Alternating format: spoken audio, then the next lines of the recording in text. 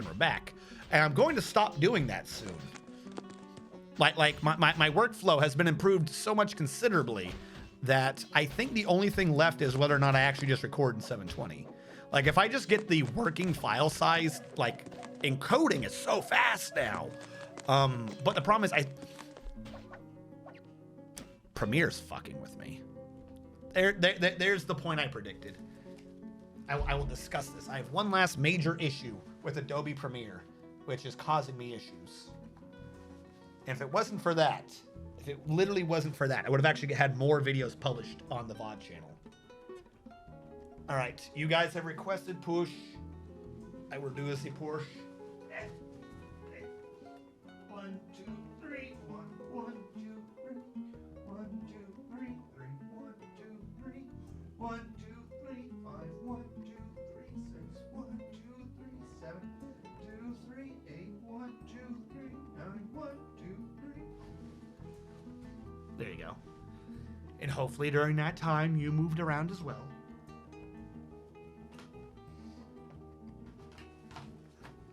You don't want to catch the deep vein leg killer, whatever it's called. Give unto me the push. Give unto Caesar what is Caesar's.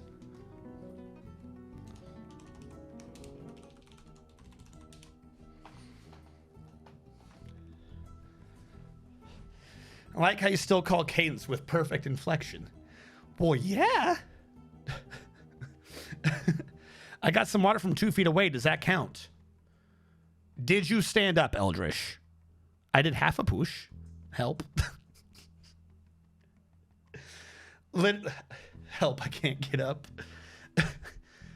It does count, Eldrish. Literally, as if all you did was like stand up and move.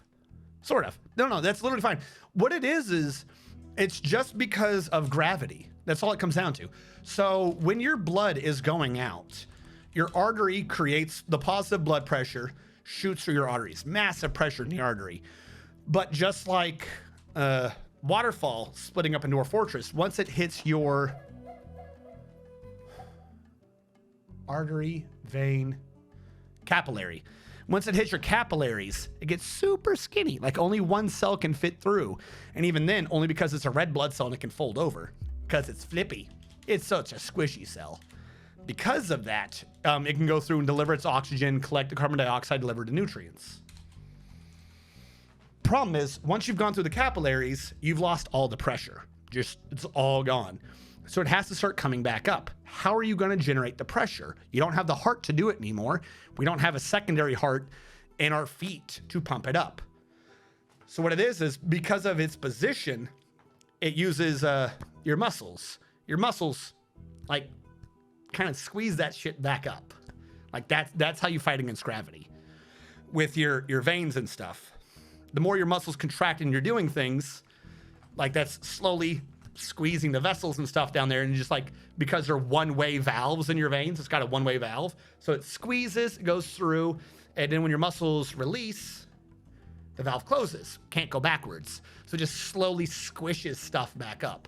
If you're sitting still for too long, it ain't moving that much in your legs. Now, you're also not moving much, so you're not using oxygen or anything. So for that regard, the cells are mostly fine. No worry about that. But the problem is, if it's not moving, you have like your platelets and stuff, they kind of collect and do nothing if you sit still for too long and aren't doing anything. They sit around, they collect, maybe they attach to each other. It's kind of it's a rare, but not too rare situation. And you end up basically creating like a clot due to lack of activity in your legs. Again, mostly because you're sitting up. This can also happen, by the way, at a standing desk. A lot of people are like, oh, standing desk is so much healthier for you. The idea at a standing desk is that you move back and forth a little bit. Not that you just stand perfectly still. If you stand perfectly still at a sitting desk, it's just as unhealthy as sitting at a desk, just now you're more tired. The idea is that you need to contract the muscles. So you could have a clot in your legs, very bad. Way worse, the clot dislodges, travels to your heart, kills you there, gives you a heart attack. Literally, just get up and walk. You don't have to do it much. Go a few feet, come back. That's all it comes down to. Now, you're supposed to definitely do this on flights and stuff. That they tell you a lot. You can get around this a little bit with compression socks, because that's applying constant pressure. So it's like what the artery does push through. Since everything's slightly squished and slightly open, it can just keep going forward. It's like sludging up. So that kind of helps, but it's not like end all be all. It's also one of the reasons why I switched from doing push-ups to the inverted one. Not because I'm trying to get super swole. Like, the only times I'm really doing that is when I'm on stream. You're not going to get swole, even if you're doing an inverted push-up. But because it means that my legs are now higher than my heart. So with what little time I am doing that, gravity is assisting with clearing the legs.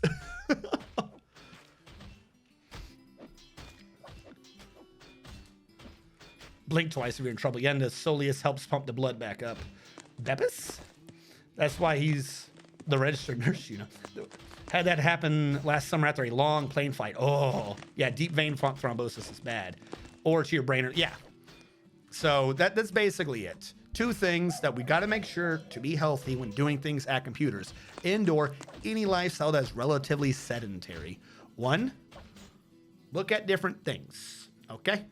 Look at different things. I kind of get slightly decent with this because I keep looking at you guys. The screen is ever so slightly further away on the camera.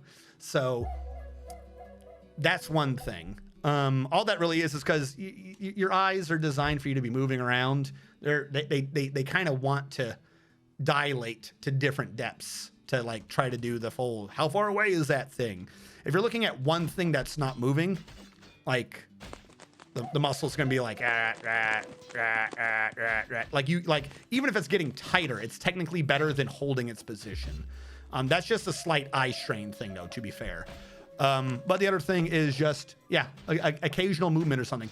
I kind of, if any of you have got like ADHD or anything like that, and you bop your leg a little bit, like you're up on the ball of like one of your feet and you're just like twitching your leg up and down as you're doing stuff.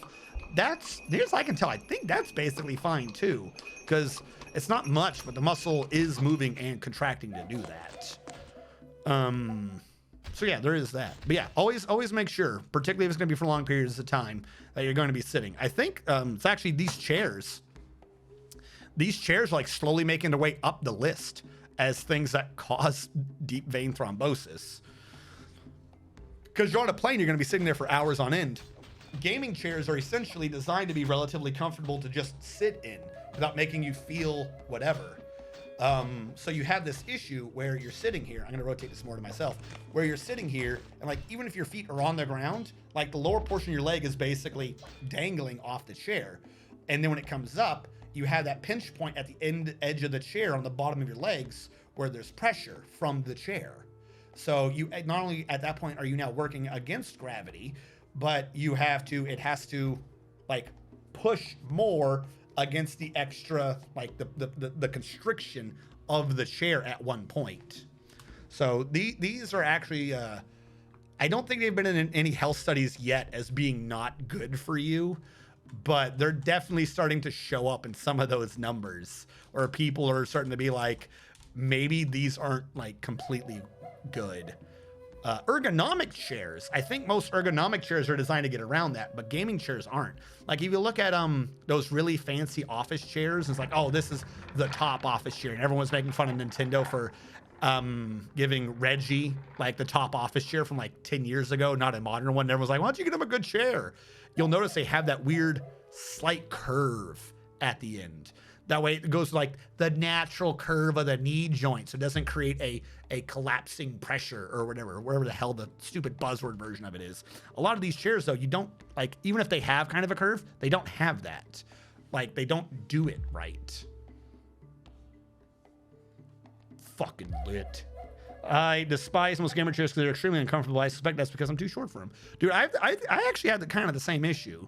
Like, I ain't got no arches in my feet no more, so it doesn't really reach. So I end up like half sitting most of the time, with at least one of my legs up in the chair, like sitting cross-legged, which is actually even worse if you're trying to avoid any deep vein thrombosis or anything, because at that point now you have like multiple points of pressure across all the legs, and it's not good. That's why I'm usually only ever on one. Storm, were you there? Were you there when I was in HHB in Fort Sill? I don't think you were.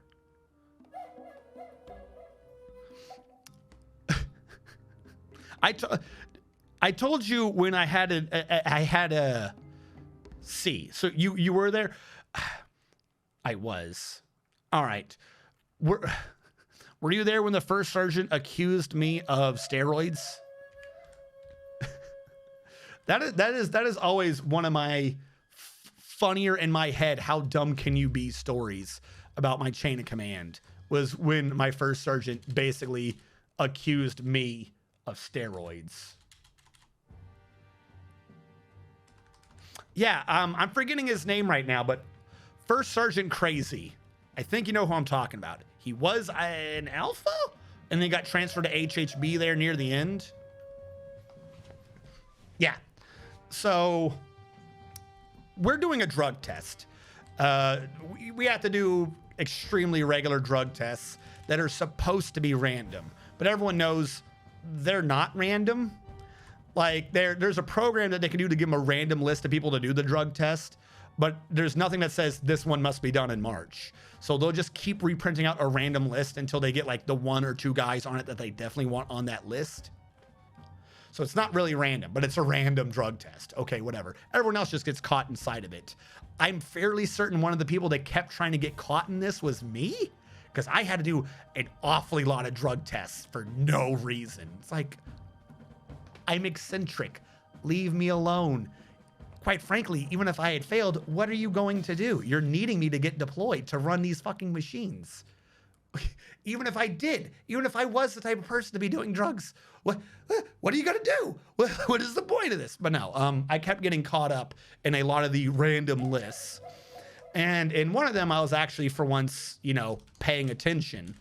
And there's this spiel that they always have to get. Hold on. Spin thread. There's more thread, dude. Spin it. And they give you this list of the drugs that they're going to be testing for.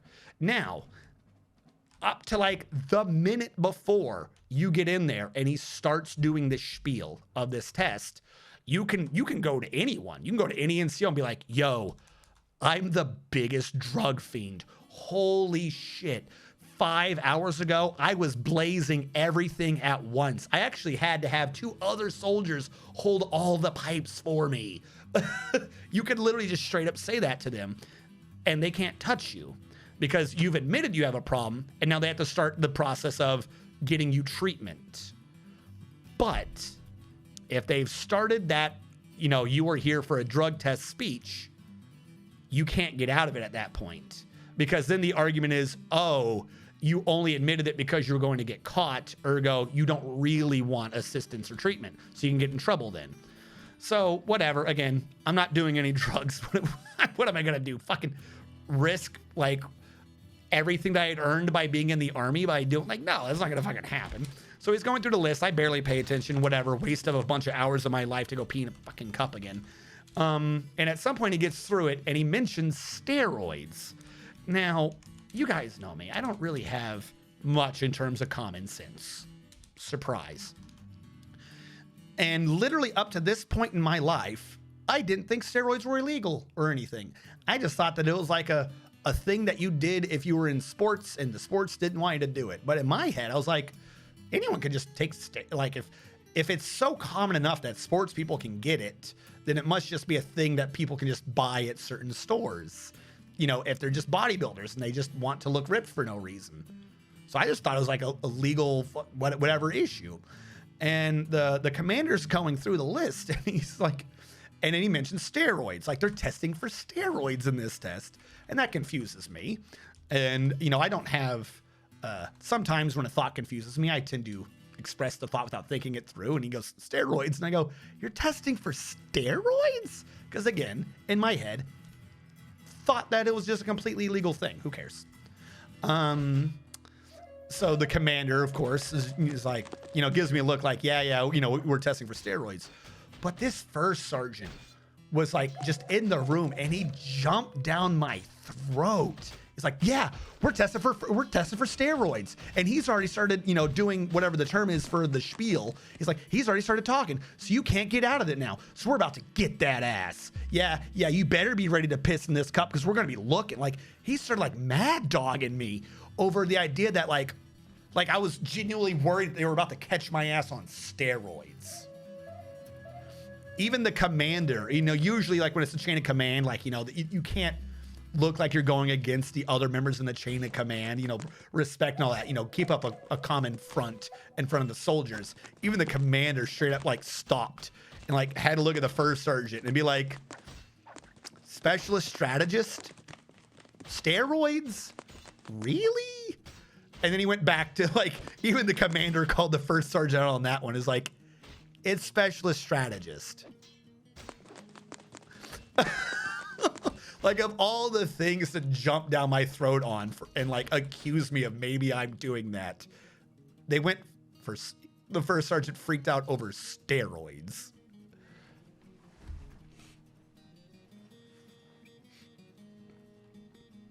It was the dumbest shit. It's like, like I said, my dumbass, I was still just caught on like, oh, steroids can be illegal. I was completely like caught off guard by this first sergeant suddenly like in my face mad dogging me. Oh yeah, we're testing for steroids and you can't get out of it now. We're gonna get that ass. You better be ready to piss in that cup, and oh, I'm waiting for that result.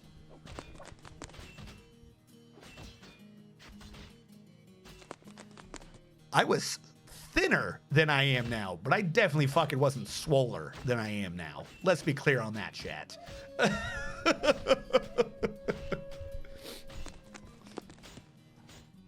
And it's the weirdest shit. Like, first of all, I still don't even know why the hell it's illegal.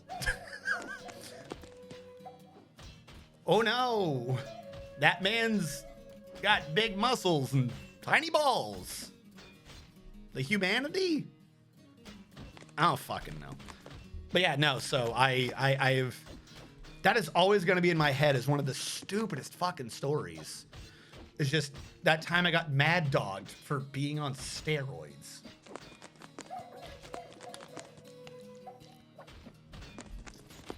Even if they were legal, the health effects and muscle loss when they can no longer juice anymore is the liability. It's deflection. That sergeant is on roids for real. Sometimes people get trapped in a confirmation bias loop when they have a false belief. Fit NG, sus. Slind NG, slightly less. No, I did used to be quite fit. It's amazing how fit you can be when every day of the week that's not the weekends, you have people screaming at you to be more fit every morning. You'd be surprised at how much sheer hatred and not wanting to have someone yell at you anymore can just make you just do more push-ups. It's like, I'm fairly certain if I try to push one more time, my bicep will just rip and dissolve in lactic acid. However, if it does do that, I get to go to sick call and I don't have to be here anymore. And I might not have to be here for a few weeks while it heals. Best get to pushing. Whoever came up with you can catch more flies with honey than vinegar or whatever has never been in the military. Has never been in the military.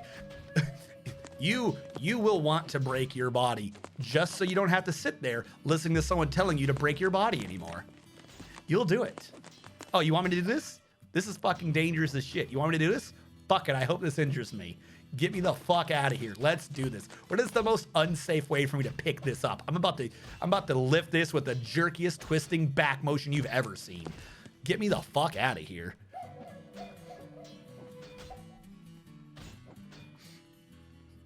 RNG used to be a fucking runner. Could keep up with anyone. Nothing but. The funny thing though is I wasn't. Or at least according to the records, I wasn't. Here's the thing. If nobody knows, if none of you have gone or is like been a regular runner or anything, there's a mental aspect to running, right? Whenever we do formation running or whatever, I could scream louder than anyone and keep up the pace. No problem. But you would have these like twice a year. We have migrants. You would have these twice a year physical fitness tests. And part of it is a 2-mile run. And you've got to run minimum 2 miles in like 16 minutes. No matter how many fucking times I told the chain of command that I need what is called a pacer. I need someone to run near me so that I can run.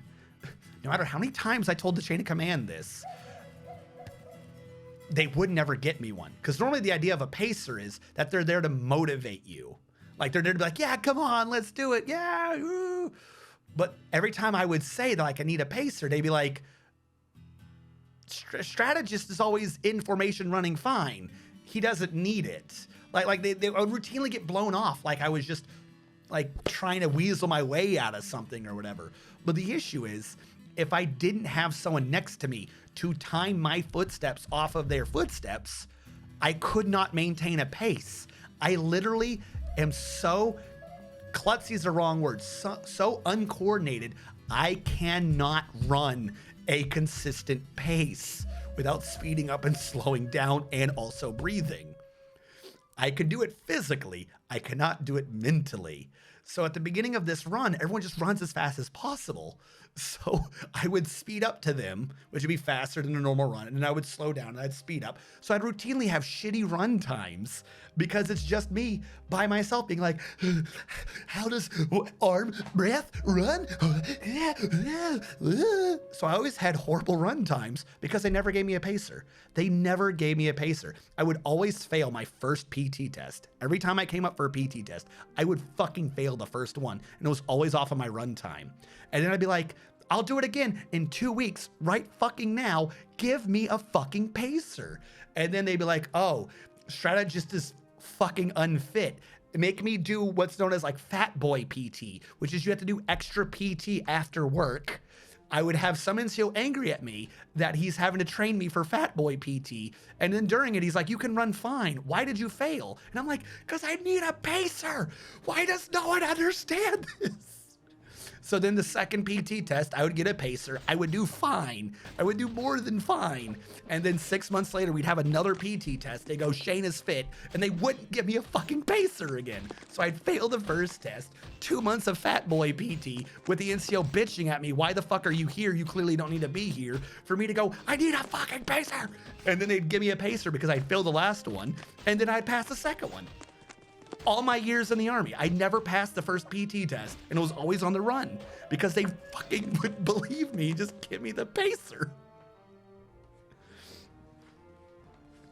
I was a skinny swole skid, also in the Ranger after school edition of ROT, alongside this Russian kid who was the same. Nice. But I had the same thing with dancing. When I tried to dance, I could only mirror someone else's movements. I had a bored bodybuilder Mexican coach on base. Only time in life I was swole, so it's a psychological thing, like Charles Barkley's golf swing. I'm going to say yes. I don't understand the reference, but I'm going to say yes. But like I said, it's not even a psychological thing, because if you're calling cadence and like you're doing the yo left, like you have someone screaming it. If someone is doing the your left, right, left, you know when to time the foot. You can turn your brain off. There's nothing to be thinking about because someone's screaming the actual timing at you. If I don't have that, I'm just like my left, back, left. How does arms? This is confusing. As stupid as it sounds, literally as soon as there wasn't something there, I just could not run. I just could not fucking run. I didn't even need someone to really be motivating me. I just needed someone there so I could run next to them. That's all I needed. That's all I ever really needed.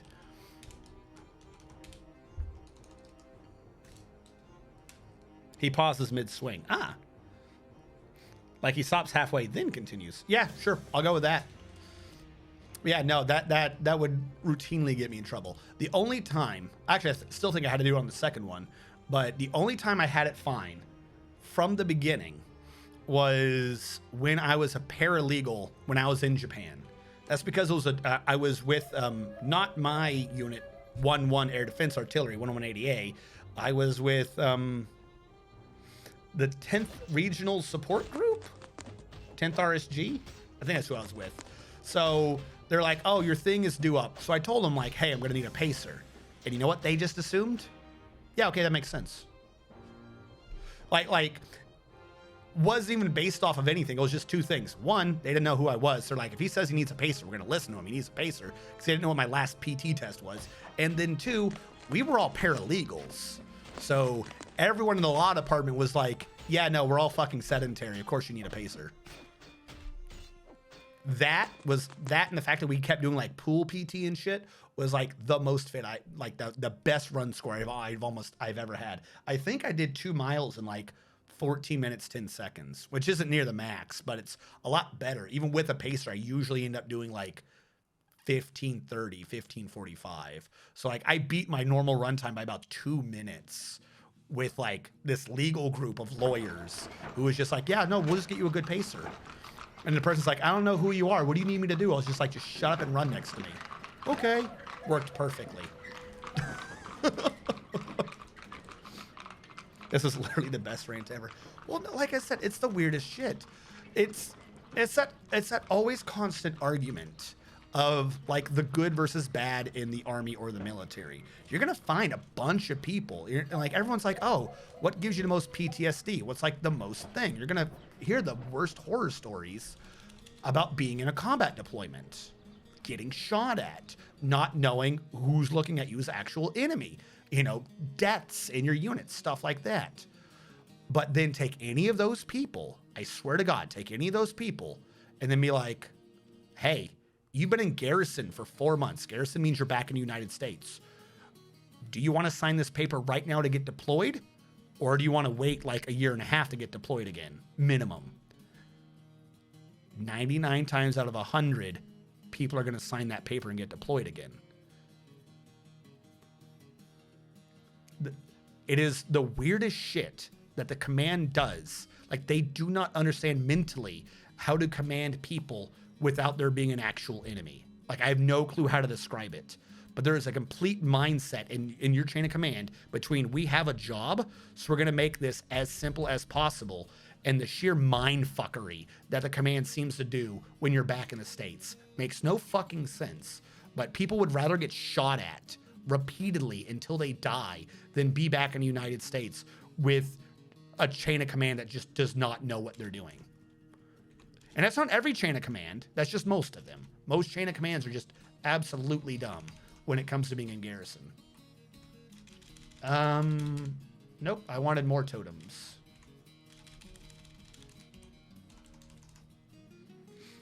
Garrison life is for the fucking birds. Yo, Dwarf Fortress rocks.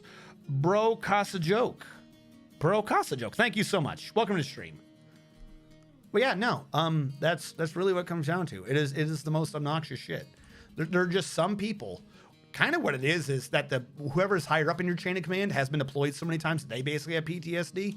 So, it's like they left the war, but the war didn't leave them. That's now your chain of command. So once you're back, like, in garrison, they're all in the mood set of, like, you need to be doing crazy bullshit here so that when you're deployed, it's not as bad as it's back here, which is not necessary. Bro Casa Joke, thank you so much for following. Did you cook all the tallow? I don't even have a kitchen up right now. Build workshop position. I probably should, though. I don't even know where the meat's being stored. They shouldn't be cooking the dogs necessarily, but they probably are.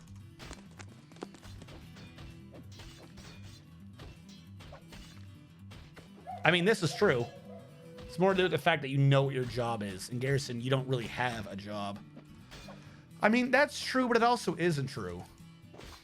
Like I said, when I was a paralegal, we knew what our job was. I think the problem is what I'm discussing is what happens to combat arms MOSs. Because paralegal, you just know what your job is. So that's what it is. Hell, I was a battery trainer for the longest time. I still got fucked with. I'm like, you literally need me to teach everyone to pass all your tests. Are you sure you want me to be doing this right now? Okay. And then some point later, fucking some officer would run up. What are you doing here? What I was told to do. You're supposed to be training the frickin' Private Snuffy. Yeah, I know that. Then what are you here for? Because I was told to be here, and I do not have the authority to tell the chain of command to piss off. If you would go tell them to piss off, I would gladly go train someone right now. Yep, I just had that thought. I never set up a new thing for brewing drinks. Work orders, brew drink from plant. We're going to brew 10 on the condition of the reagent that we have at least 20 on both. And then I'm going to do a new task. Actually, that should do it for right now. But real quick, I'm going to set that on repeat and on do now, because I just realized we have no booze. And that's why we've been getting all these vanished alerts. I was half ignoring them because I thought that they were getting cleaned again in the middle. But I'm seeing that it says cannot drink. That's not going to be good for happiness. People get sad when they can't get drunk.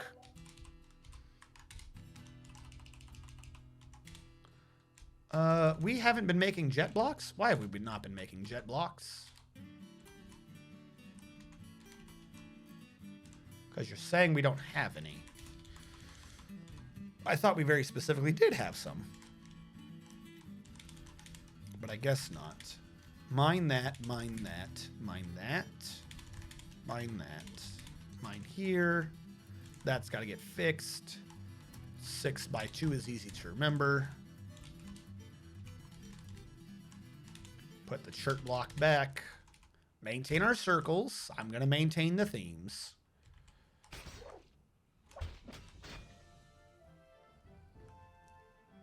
I'm drinking. Yes, Stream Elements has it right. Nightbot needs to stop talking. I don't know how we fix Stream Elements to tell that right. But, yes. I have to get Nightbot to never talk again. If I'm not entirely sure how to do it easily without just doing Lazy New Pack. But if you're using Lazy New Pack, you can choose to customize your graphics. And the graphics in the game is using Vetlinger's 32x32. And the text over here, because I'm under text will be text, is using Shizzle Clean text. I did. I cannot. Oh, I did. Thank you. I cannot fix Nightbot. All right, hold on. Let me find Nightbot. Just more and more shit I keep pulling away from Nightbot. I honestly think at some point we're just going to stop having Nightbot even be active. I don't think there's anything Nightbot really does anymore that we pay attention to. Commands, custom.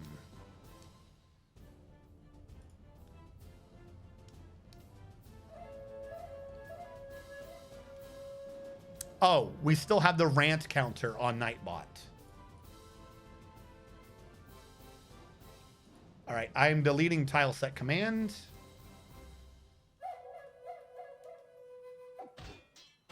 There's a shout out command. Nightbot does that? I didn't know that was Nightbot.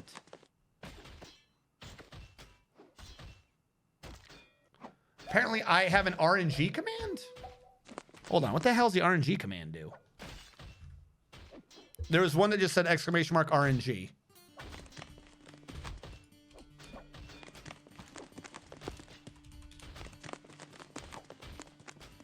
It just, okay, it just says a number. Okay.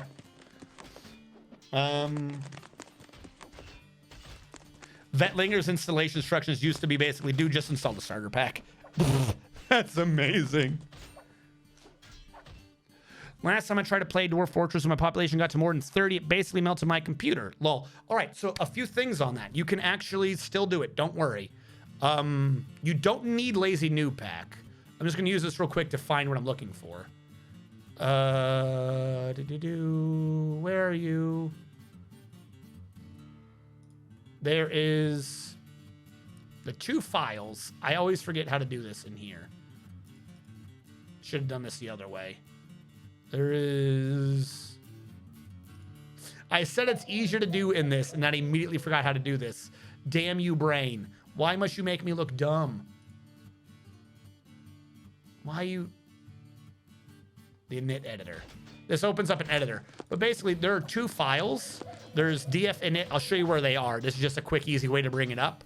But you can go into this and change stuff. What you're looking to change is in the file, there is... This is why I brought this up so I can see both at once. There is a hard number. Not path cost. Where's the number? Here. Population, strict population cap. So I'll show you where this folder is. But one of the two files, I think it's df init. Someone will correct me on this. I think it's df init. Inside the file, it will give you the option of population cap, which is not really the population cap. The strict population cap is the population cap. Population cap says no more dwarves may migrate in if you have this number or higher. Strict population cap is also like no more dwarves can be born or anything else like that. So if for some reason you have like a really weak computer but you still want to play Dwarf Fortress, set this number to like 20 and then the strict to 30. You're going to want to be above 20 if you want to get the main things in the game active. So maybe like 21, 29. Because 20 is the hard limit before a lot of features of the game activate, like getting invasions, horrendous monsters, things like that. But that is what you're going to want to do if for some reason you cannot run the game. Also, you can cap frames to try to help.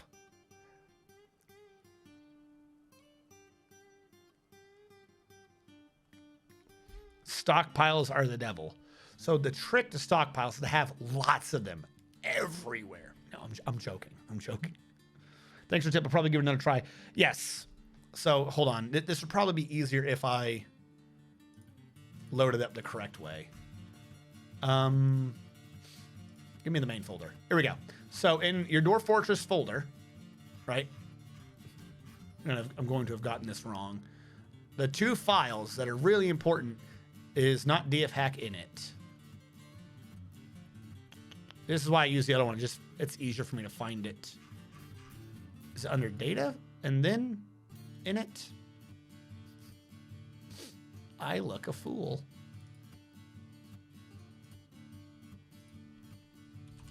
Init.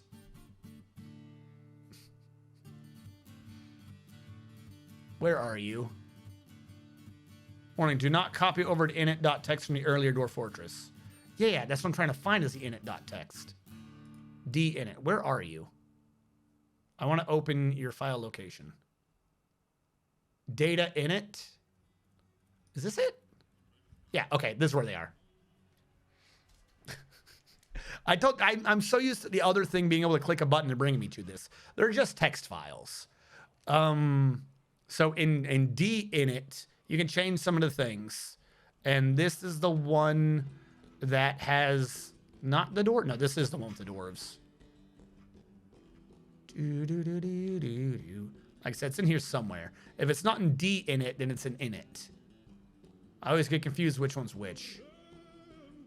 Visitor cap, baby child cap. Yeah, here we go. So in D-init, you would do, like I said, 21, 31 or something like that. And lower baby child cap, I think it defaults to 100, 100 maybe. Set it to like 1, 1. You're good there. And then there's another thing that is your frames per second. There are two things to be aware of. I think that one's under init. In your FPS cap under init. Please tell me it's in this one. Here we go. You have FPS cap and GFPS cap. One is how many frames the game's actually doing, and then there's one is how many graphical frames, how many times the game updates versus how many times it shows it to you. I think you could save a bit, though your overall speed will be slower if you like just have it. So basically do G, set it down to 30, and the regular one set it up to 60. And that should probably also help on a lot of calculations. However, this does mean that your game from the beginning will be running slower, but it also means that it's not trying to run faster. Like there, you would have to look it up, but there are like pristine areas where you can get more effort out of it at the expense of some reduction of efficiency on the long run. But if you can't run at that speed anyways, then the game won't be lagging.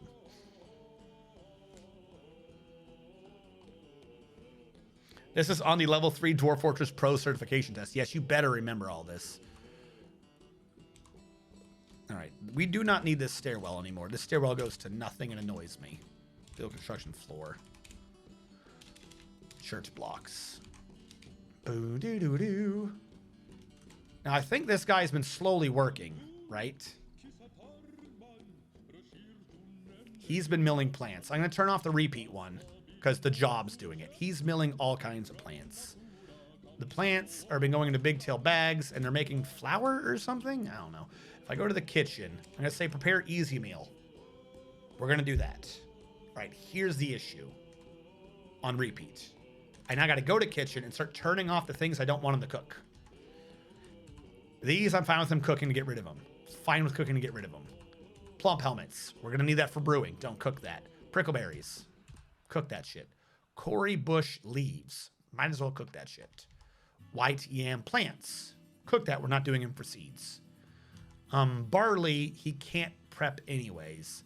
Seeds. Cook the durian seeds because I don't like them. This is just to clear out my inventory. Pearl Malay makes a good beer. I know a lot of people love Pearl Malay beer. We might keep that just for boozing at some point. So other than, what seed is this? Rambutan? Yeah, let's get rid of rambutan. And ratweed, I don't think I like either. I just want to get rid of these seeds that I don't like. The rest of these, I think I mostly like one way or another. So I will keep them even if I'm not using them.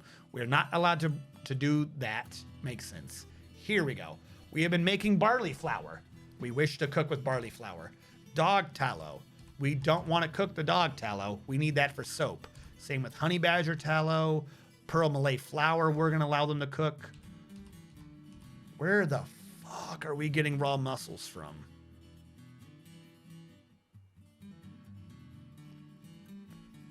I thought you couldn't prep a raw mussel until it was prepped at a fishery. We're going to cook those and get them out of the way. Here's the issue I thought might be happening. Rice flour is being done. So I've got to get him to not prep rice with what he's doing. Very obnoxious. Secondary issue is I think I'm storing both plants in this stockpile. This is doing rice and the other one, and barley. So I need to create another food stockpile up here for the barley. Cannot be with the rice. Turn everything off. Go back to plants. Only allow barley. There you go. The one that is down here no longer allows barley. We'll see what can be moved over. I'm feeling like a bunch of those plants are mixed, so we're going to have a bit of an issue. But if we can transfer barley over, then what I can say is this gives to that, meaning it can only do barley. I'll also allow rye in this one too, because might as well. We're not planting it, but we might as well. Whatever's in this pile gets turned into flour. This is the flour pile. We need this for a critical logical step because I don't think I can say specifically what you can mill. I don't think I can. Details doesn't let me do anything, and I can't do a material. So, yeah, I think I have to do a stockpile to split up the rye and barley.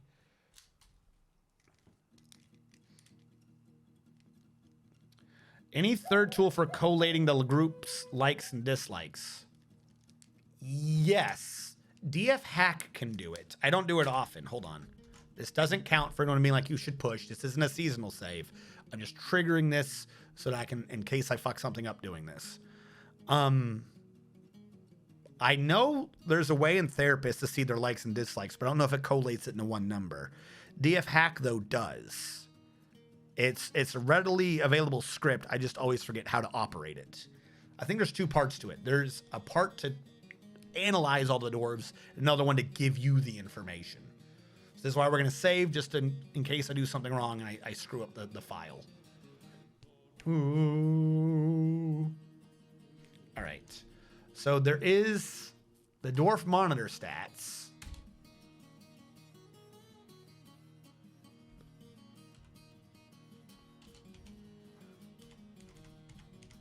I don't quite, and then dwarf stats.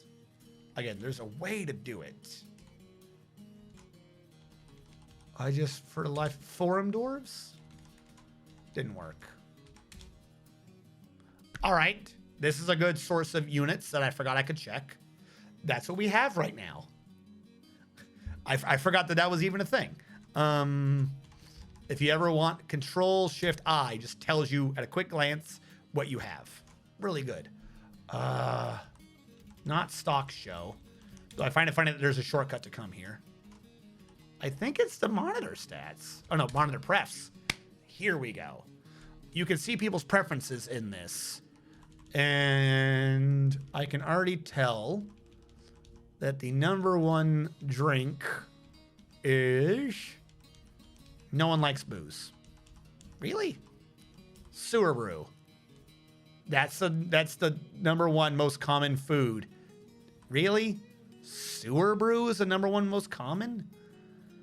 Followed by hard wheat beer, then wine, then parsnip wine. I'm surprised that only 6 people like our most common food. That is crazy.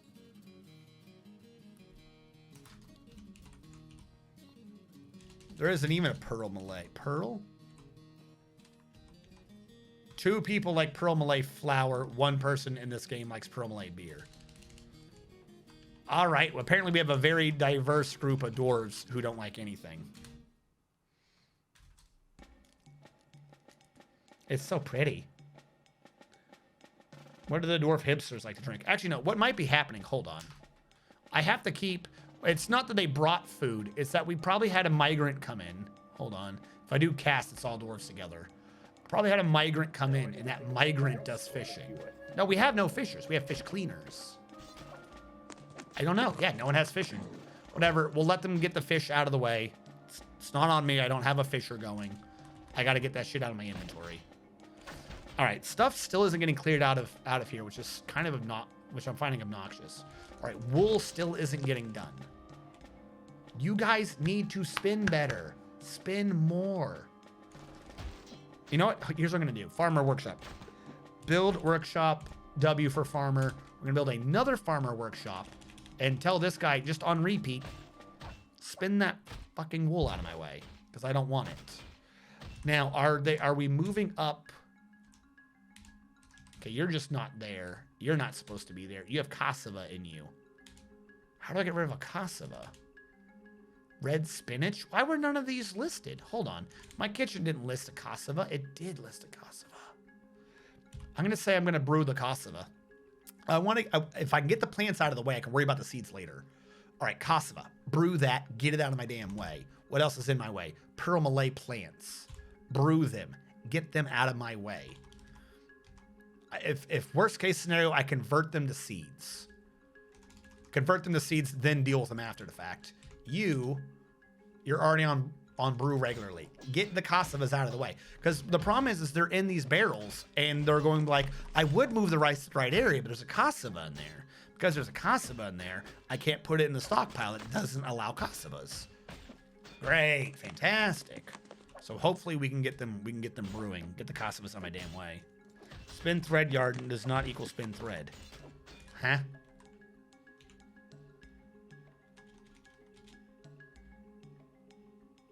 Yeah, it does. That's for yarn. That's for yarn. They're doing yarn into... Yeah. Like, they've been grabbing wool to bring over here for that. Otherwise, there's no way to do it. If that's not how that works, I have no clue. Because it's not at the loom. The loom turns it into cloth from thread.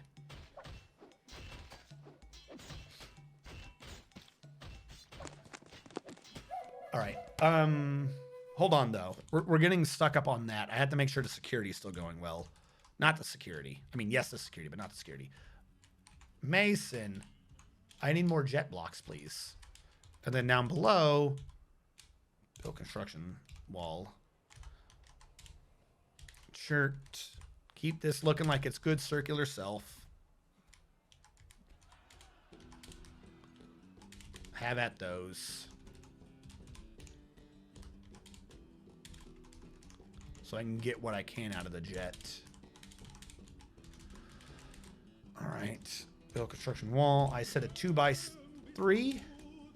Shirt blocks. Those two I can remember. That one I can remember. We'll do those for now. Whatever gets me more jet. Now, clearly, there's actually plenty of room for jet over here. I don't think a radius 8 would do well. 2, 3, 4. Hold on. Because we're all the way down here. 2, 3, 4. 4x8. Actually, we might need to do an 8 just because I'm not entirely sure. In order to keep it that way, it'd have to be a 10 otherwise. If it was a 10 radius 5? That feels wrong. Hold on. Let's assume it's a 10 radius. You can't have it even 10 radius and that be a 5. So it has to be a 4. Because it wouldn't be a 6. Maybe it is a 6. Hold on. So that's 6, 7, 8, 9, 10. It can't be. It has to be 4. There's no way for that to work otherwise. So 4, 5, 6, 7, 8, 9, 2, 3, 4, 10. I did that wrong.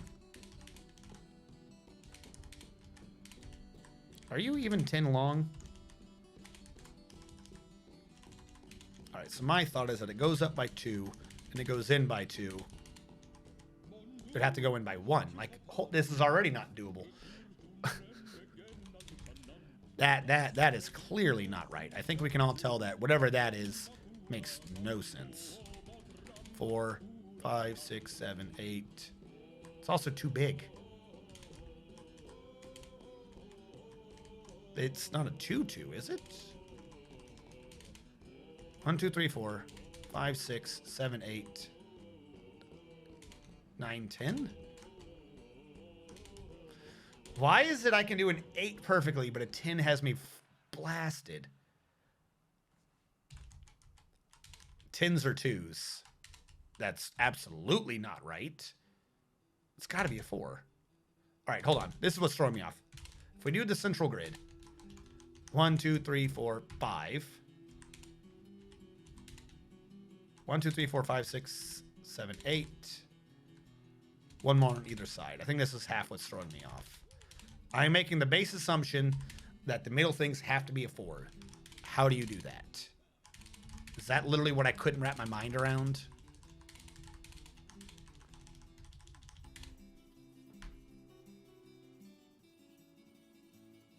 No. It would have to be this. That's a 10.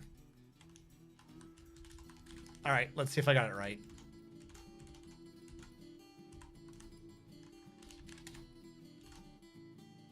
Yes. All right.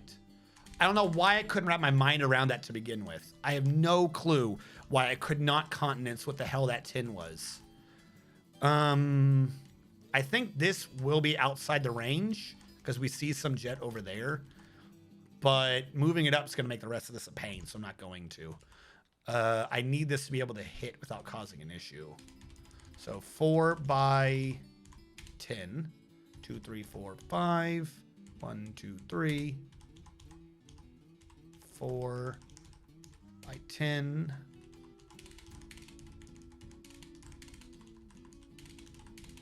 That looks dumb. What the fuck did I do? That's not even. I have 2 on one side and 4 on the other. So I'm off by 1 row.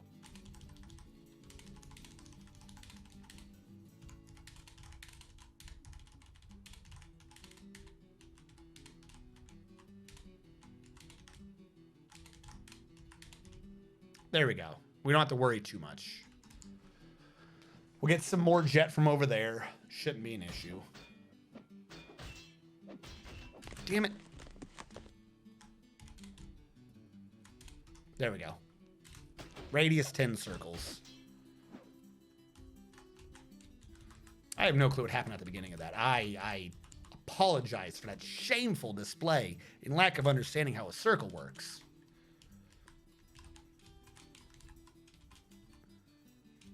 All right, that goes down first. So I will need the floor there to support it. No, I won't. The hell am I talking about? The wall to the floor to the left supports it. It won't work. What's blocking a site? What, the stone? Oh, because the guy's coming to work on it. I guess that makes sense. Don't know how a circle works. What are you, on steroids? Oh my, I just wish I had a video of it for you guys. Just so you could see, like, it wasn't even that wasn't even that he was like just angry and in my face. It was the sheer certainty with which he had said that. Like, oh, we got you now. Like the sheer effort he had in it. Like, clearly I was trying to back out of it or something. It was just the weirdest confidence for the no reason. Absolutely no reason. Like I said, even the commander was like, really? Steroids?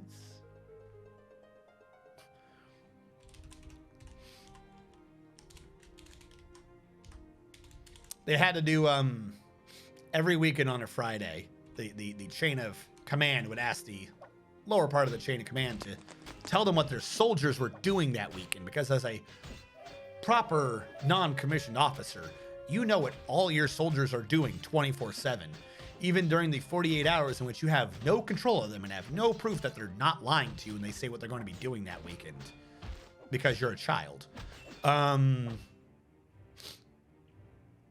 Yeah, no.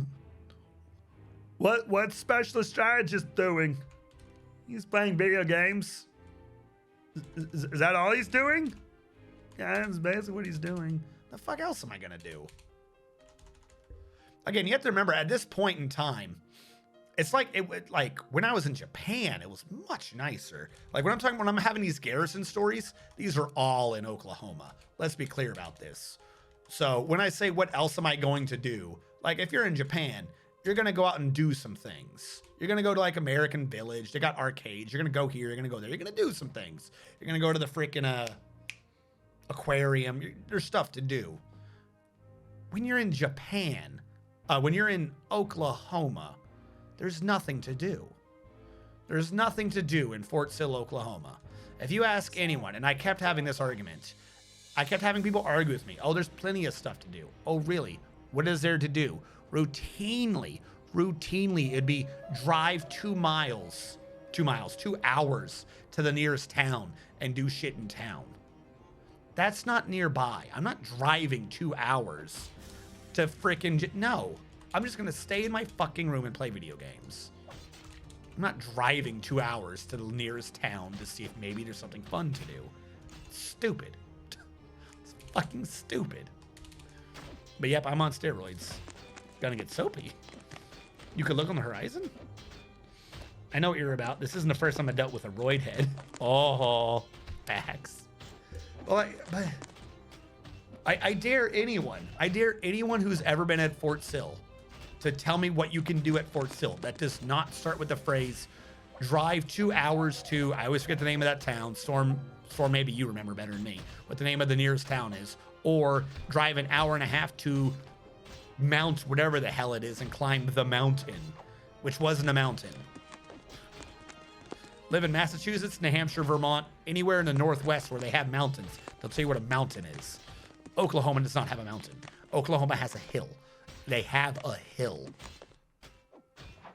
Altus, Walters, Duncan, or Wichita. Wichita was the one I was thinking of. Drive 2 hours to Wichita. There's things to do there. I'm not driving 2 hours to Wichita. That's dumb. Waste of my time. I'm sure shit not gonna drive an hour and a half to go climb Hill Duncan or whatever the hell that stupid mountain was. It's not a mountain. I refuse this. I absolutely refuse. I'm sorry. I'm sorry if you live in Oklahoma and I'm like trash talking your city. But as a self-appointed representative of people who have been in states with mountains, a mountain needs to be part of a range. I need to not be able to see around the mountain. That thing that is called a mountain in Oklahoma is not a mountain. It's a pimple. I can see over it. I can see around it. It's not a mountain. It meets the minimum height for a mountain by like 4 feet.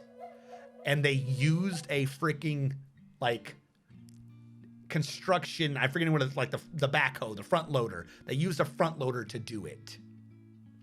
It had to be artificially inflated to a mountain. This mountain in Oklahoma got plastic surgery and it still barely meets their requirements by 4 feet. It's not a mountain. Tectonic plates did not put it there. It's just what's left over by erosion from everything else. It's not a mountain. I'm sorry. But I will not change my stance on that. That mountain that is kind of near Fort Sill is not a mountain. At a staggering 2,464 feet tall. You have to do one or the other. Either I shouldn't be able to see around it or I shouldn't be able to see above it. Choose one. Your mountain is short and fat. Can't mount Scott. Yeah, that's what it is.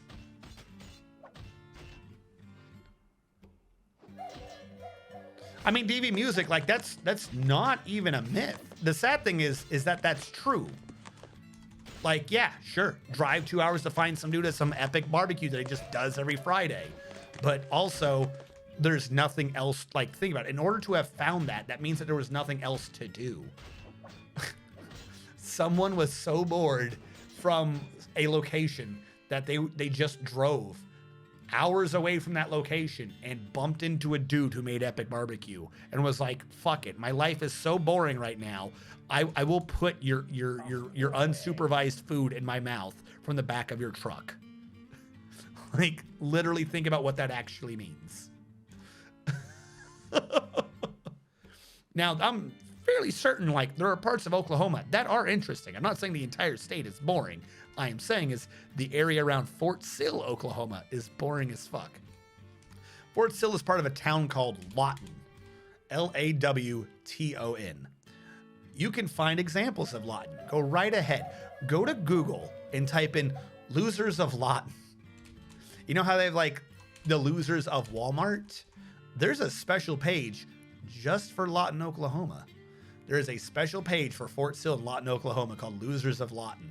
And you can just find the weirdest fucking shit from there. Just horribly depressing, like, oh my God, what has happened to this geographical region of the United States to cause such horrendous pain and suffering? It is just not a good place. It's just, now, I don't know if it's the fort that makes it not a good place, or if the fort is there because it was already not a good place and therefore like the cost to rent it from the state was low. I don't know what caused it, but it's happened. It's done. Syphilis capital of the United States. Death of fireflies, false mountains, etc. Yeah, it is like the STD capital of the United States, isn't it? It's a fantastic place to go.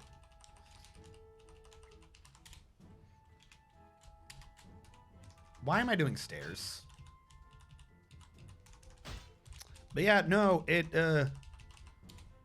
like I said, it always baffled me why people were surprised when every weekend they're like, oh, he's just a nerd. I would do shit if there was shit to do. I don't see the point in wasting my time for 2 hours. First of all, side thing, I get motion sick in cars. Let's just start with that. I'm not driving 2 hours anywhere unless I really want to be there.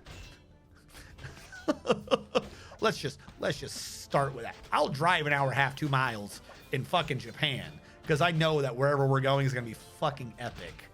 I'm not driving 2 hours in Oklahoma. That shit, that ain't happening. I used to live in Texas. I used to live in Texas. I am accustomed to having to drive places to get to something. I ain't driving 2 hours in Oklahoma. That shit ain't happening. Sorry. But no. All right, so we're expanding down here. We're needing more jet. Our big issue is we have this thing, and it's getting, our stone stockpile is getting filled with chert. We're not getting all the stone up, so that's slowing down the stone making. So I will create a new stone stockpile. This stone stockpile is going to disallow everything except for jet. That way it gets brought up. This is what's happening right now is our masons walking all the way down because the stone stockpile we made is filled with fucking chert. Praise be the chert. We can get on the wall. Not really. I'm going to create a dumping ground here. And I'm going to mark some of this for dumping. Like whatever isn't doing things. That's just a random body part. We're going to dump. If it says skeleton, if it says nose, if it says remains, teeth we can do something with. If it says paw, we can't do anything with the rest of these. Also, I don't want them anywhere near our necromancers, so we can't keep bodies here. Like, they cannot be here or we will die. So they have to start getting dumped off the bridge, like, right now. Actually, new question, or new way of doing this. Stocks, paw.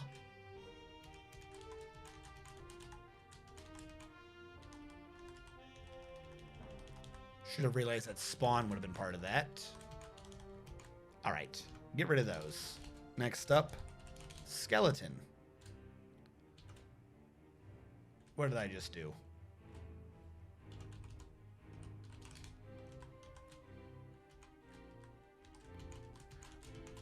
I'm not going to dump a named one because I'm worried that they're going to grab someone out of a casket.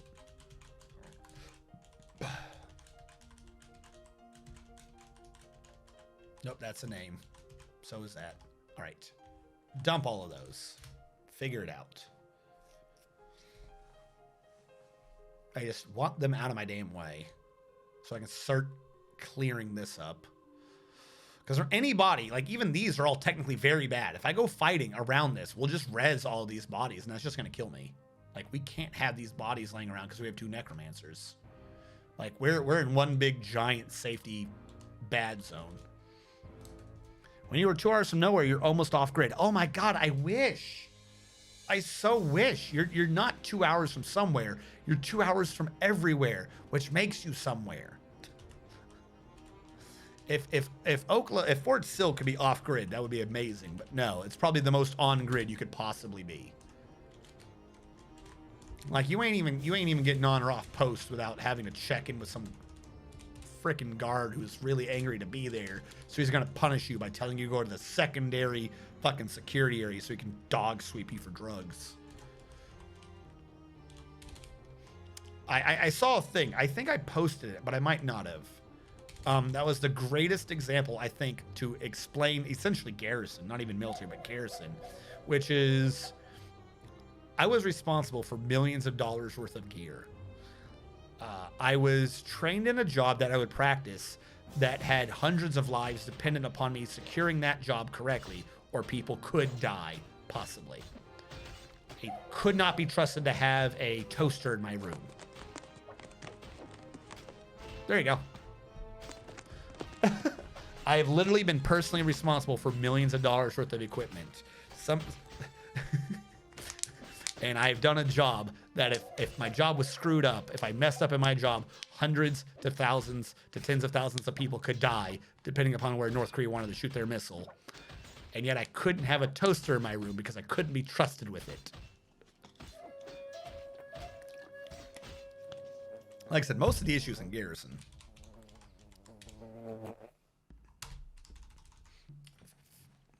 Shirted up to the shirt. You could dump them down the river now you vacated the water necromancer who've been laying in wait for this day. Yeah, that's basically why I'm dumping the bodies now. Oh, look, we see them flying by.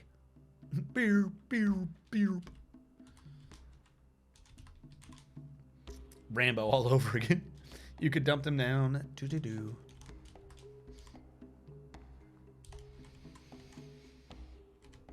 I mean, it's not wrong.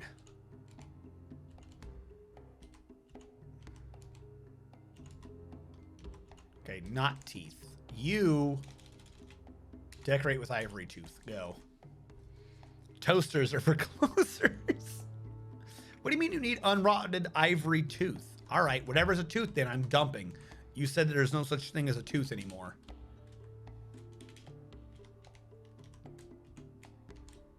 There you go. The rest of these say they're in someone's inventory for some reason. So I guess I'm ignoring them? Nah, whatever. I'll just say that they all get dumped. Not my problem anymore. Figure it out. All right, what time do we have?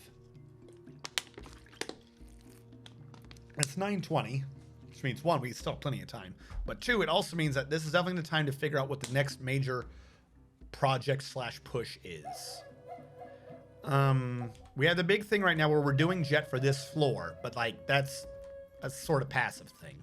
We need to sort out what is going on up here with our food.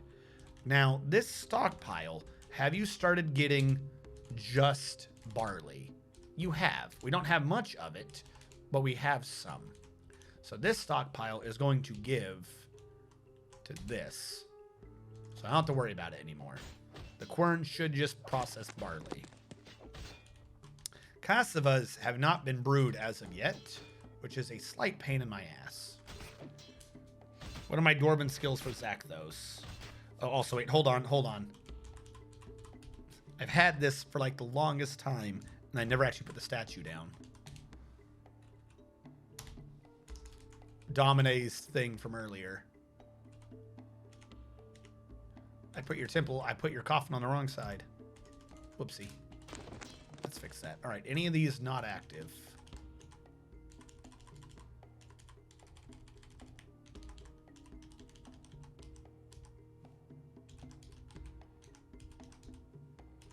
All right, we're gonna put his coffin in the back so we can have his tomb and we can be done with Domine having a request. You said, Zakthos, what are my skills? Zakthos, what are your skills? Zakthos. Zakthos. Status, not status. General? General. Under combat. You're a dabbling March Dwarf, armor user, fighter, archer, wrestler, striker, and dodger, but you are a competent observer. In other words, you're basically like level 0 in anything except observing, which gets you like level 1. Or maybe it's everything's level 1 and that one's level 2. I remember those not being really high levels though. Under labor, you're an adequate grower. You do that. You made something. You're the creator of females. Thank you. You're a legendary appraiser though, and a dabbling record keeper. Are you, if you're a legendary appraiser, are you our broker? You are. That makes sense. I forgot who I was looking at. And lastly, I don't think we care about myth skills, do we? You're a dabbling swimmer. You've occasionally been in water. And you know some music. You're a novice at doing some music. Don't make me mandate it. Count Marin Coco would like his own room, please. Yeah, that's gonna wait. All right, that is complete. Firehawk, we're having an issue right now with that particular thing. I don't know if you're still here. I see you made a request 2 hours ago. There have been a lot of push-ups and cadence, so I'm missing. I only have so big of a screen unless I scroll. But if you are still here, I'm going to refund that for now because I have to figure out how to name those dogs. I can name any dog, don't get me wrong, but figuring out how to make sure it is the correct, I would need to name it, then assign it. I've just figured out how to do it. I talked myself into it. I kept trying to name the dog after it was assigned, but if you name the dog, you see it on the list, then you assign it. That makes sense. I'm not a smart man. The hamlet of Justice Tot, a half day's travel to the east, has been conquered and now looks to your thriving economy. Huh? The goblin hamlet of Justice Tot. So the goblins are invading the elves and using the new shit to be attached to me economically. That doesn't make any sense to me.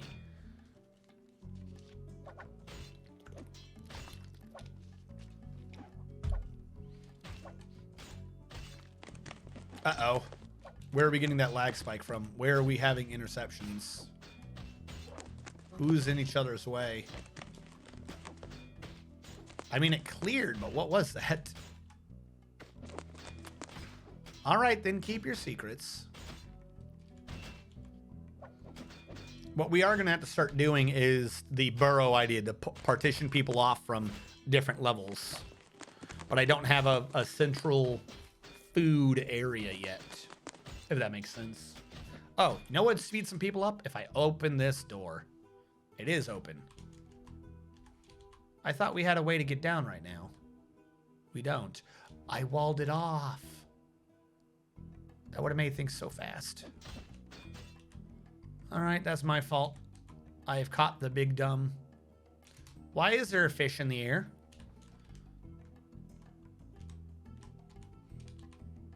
Like, I get that lungfish can flop around, but you're hundreds of feet in the air right now. Do you mind going away?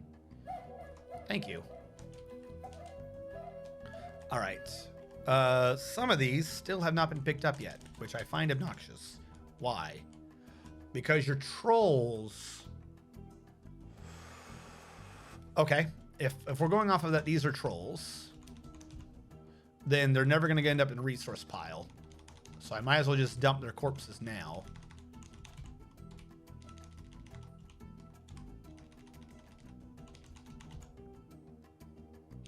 And anything that says large.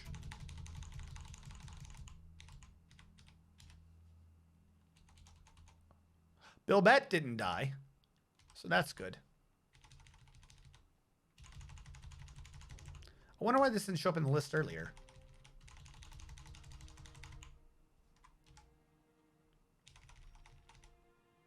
Keep those. They're not large.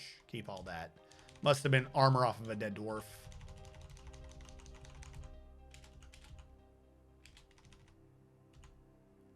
It's damaged. Fuck it.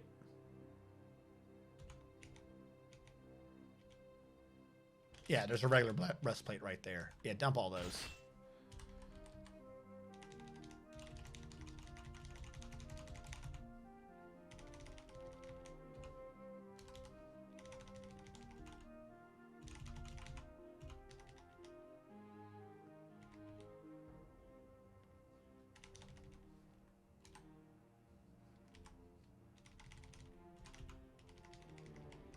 All right.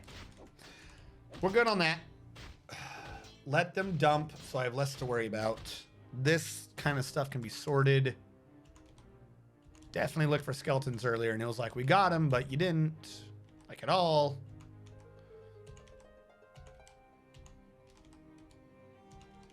I kind of just want everything to one way or another be on this so I can sort it out. But you guys are being goofy and weird and slow.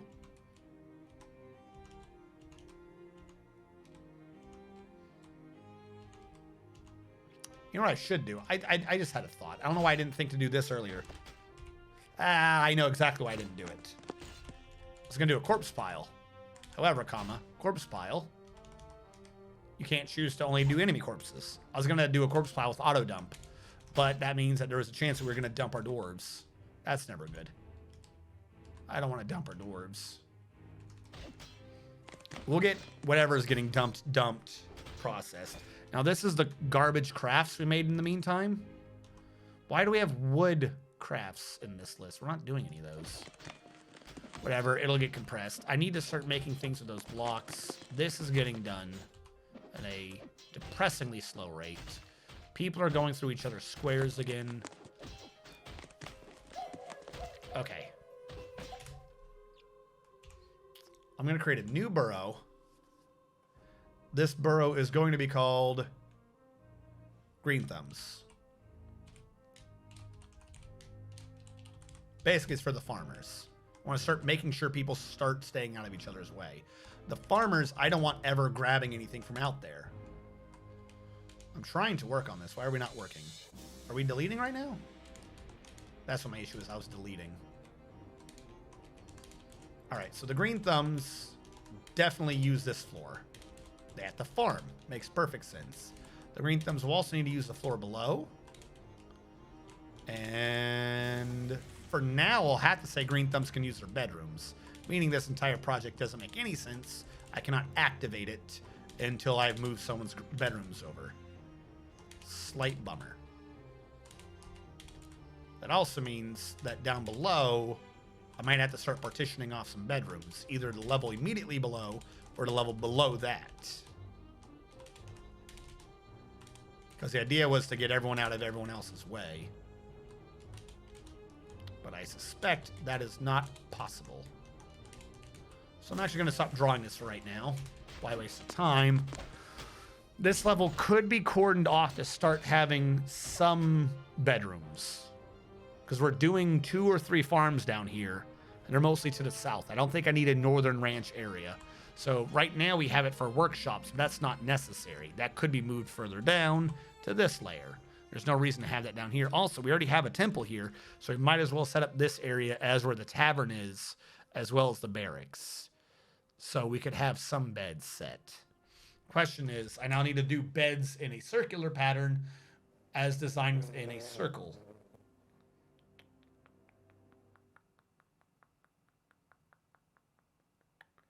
If I do a quarter circle I can create a oblate. Oblate's the right word. I can create an oblate if I do this radius circle way over there, so it just intercepts in the loop. We could have a thing here that we can cram it in. They wouldn't be good for suites, but it would be good for a few beds. We can have that be the bedroom of the farmers, at least for now. Start getting that sorted out. So what was this radius? I could have sworn we got rid of that alert, but whatever. Keeps coming back to haunt me. This is a 38 radius circle, and I need it to intercept. So it needs to be just under twice the length. 1, 2, 3, 4, 5, 6, 7, 8, 9, 10, 11, 12, 13, 14, 15, 16, 32, 17, 34, 18, 36, 19, 38.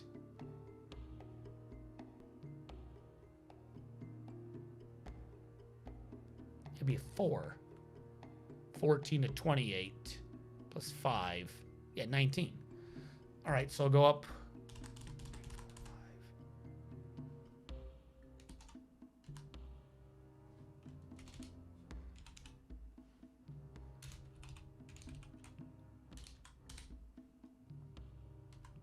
I said 38.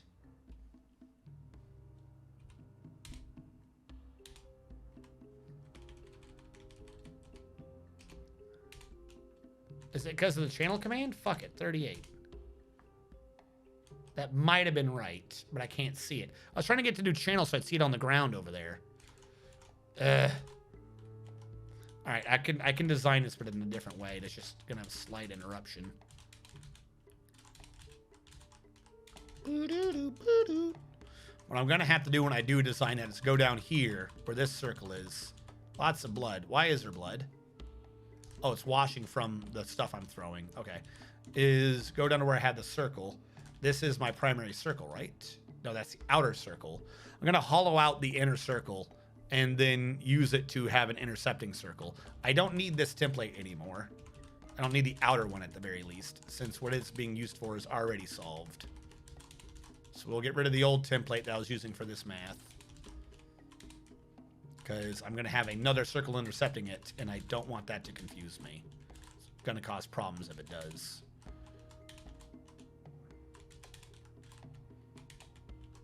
Remove you. Actually, I think I can just do this and remove the most in one swoop if I go that way. Yep.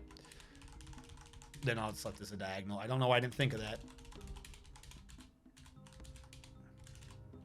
The real issue is hollowing this.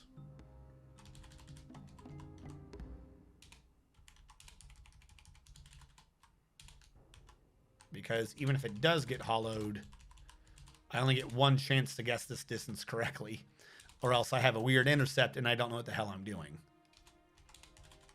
So, you know, here's to me not fucking that up. These circles don't match. Oh no, it's because of you. How dare you lie to me? Now they match.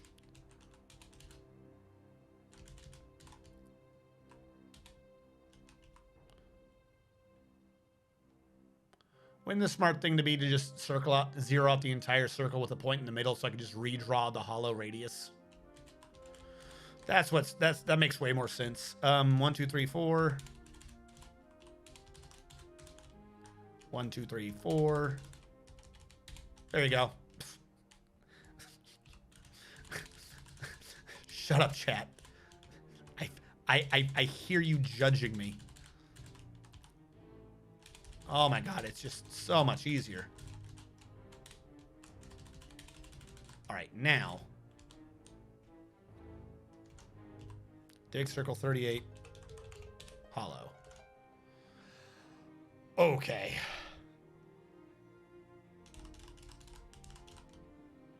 My thought is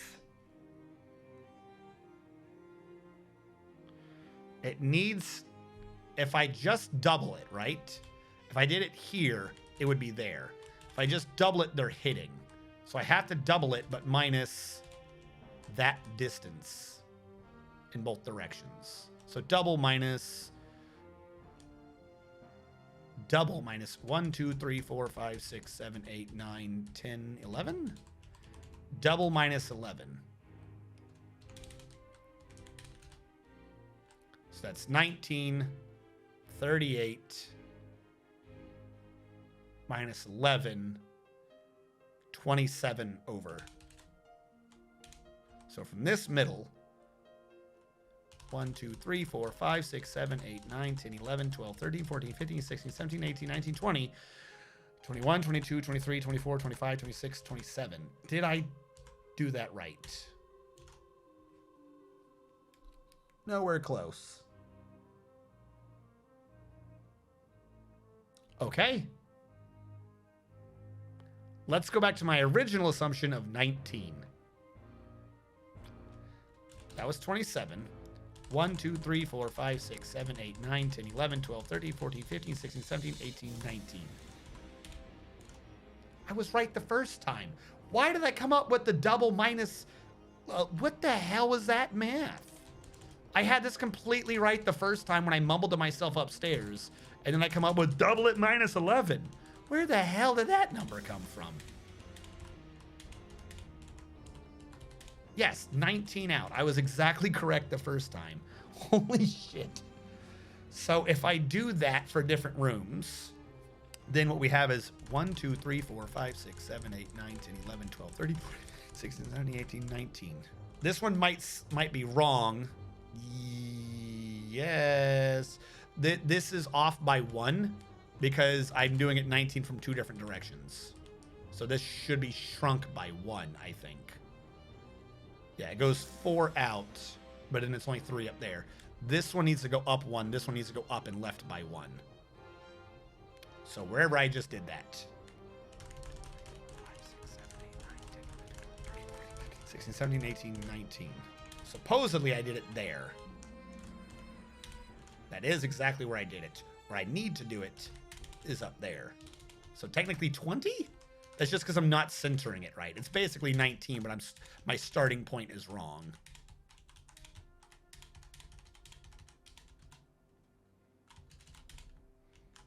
All right, so if I'm right, do it from there. Because my point is I want there to be an area in the middle. Yeah, I'm kind of shrinking it down. In which case, over here, 13, 14, 15, 16, 17, 18, 19. I said it was here, which it is, but it's not. I need to be up 1, because this one was counted correctly left to right, just not up to down.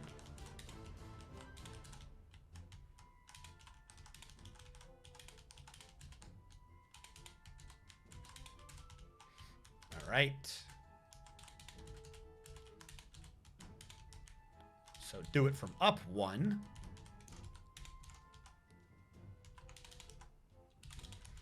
And that's what we end up with. Jesus. Looks like an eye. I'm kind of getting like a weird tentacle vibe. So the one that is from down here, 1, 2, 3, 4, 5, 6, 7, 8, 9, 10, 11, 12, 13, 14, 15, 16, 17, 18, 19. If we are wrong going up and left, I'm assuming we're wrong going down and right. So I'm going to go 1 more down and right. That worked. And then over here, 1, 2, 3, 4, 5, 6, 7, 8, 9, 10, 11, 12, 13, 14, 15, 16, 18, 19 was right, but up by 1, so I need to be down by 1. There you go. That is the template for what we were doing up above.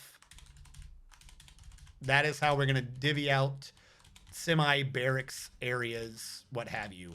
The temple now gets to be in the middle. The whole point was I wanted there to still be a massive central area in the middle, or we could have the temple and the barracks and stuff.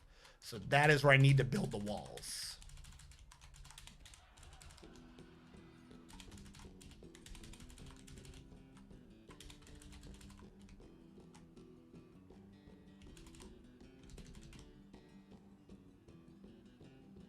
No, both of these were down by 1.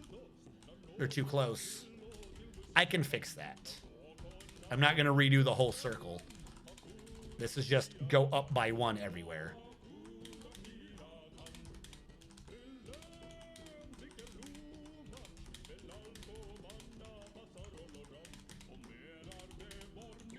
right. 1, 2, 3, 4.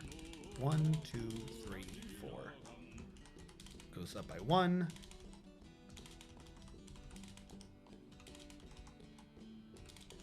Because it's supposed to have 2 on the end. There we go. These ones were a little too close.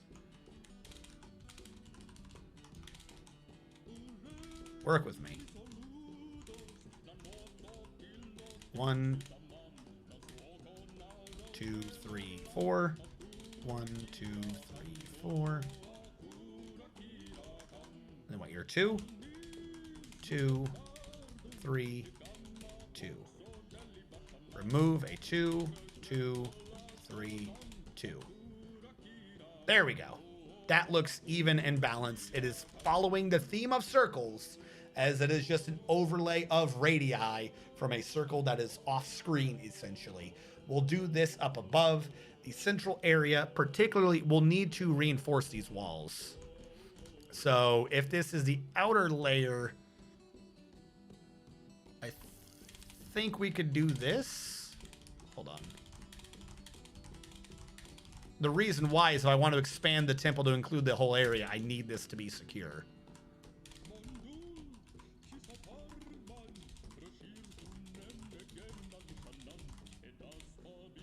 No one saw that. All right, so we could have that, and then we'll have like a doorway there, you know, so on and so forth. We'll let it encroach into the middle, because if we encroach into the side here, we're not going to have space. It's just not, because you have to remember, these are actually already filled. Like, it's actually slightly smaller than it would look up above, because we've already filled in the insides of all the corners. So we can't afford to make the new circle also do that, because this is really the space they would have.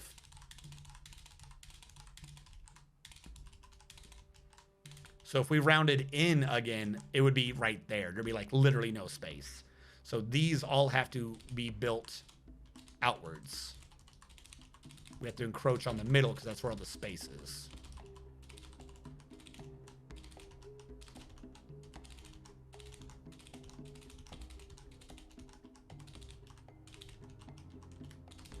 And that's what we're going to be dealing with. Spiral graphic. All right, and then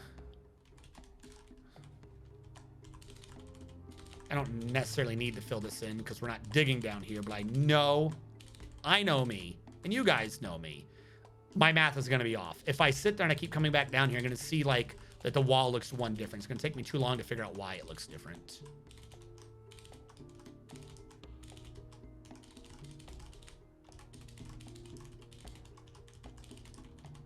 There we go. Everything looked the same still? Okay, good. So, upstairs, we need to do 3 down from 1 off the midline. 3 down from 1 off the midline. Here. Build construction wall. 3 down. I'm going to do shirt for right now. These can be switched to jet later, but I need to save all the jet for down here.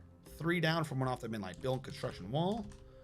3 in from 1 off the midline. That'd be up off the wall. Oh, that also, I didn't even think about that. If you... Admittedly, this wasn't what I was trying to do, but we're going to go with this as being perfect anyways. This has created a perfect intersection of a 2x2 path around the middle point here, which is where the waterfall is. Meaning that even with the new design, the waterfall is still central to the base. Because as soon as you come out of these places, no matter where you come out, you have a straight line path to see the waterfall. I definitely did not plan to do that, but I am going to accept credit for it. Build construction wall. Now, it was a 3 again? I'm not doing the whole wall right now. I just want to get the base started. Yeah, that's what I figured. It was a 4, then a 3.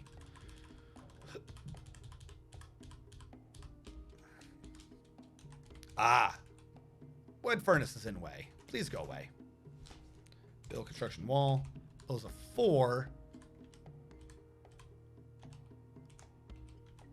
Then a 3. Then another 3. Meaning this floor has to go.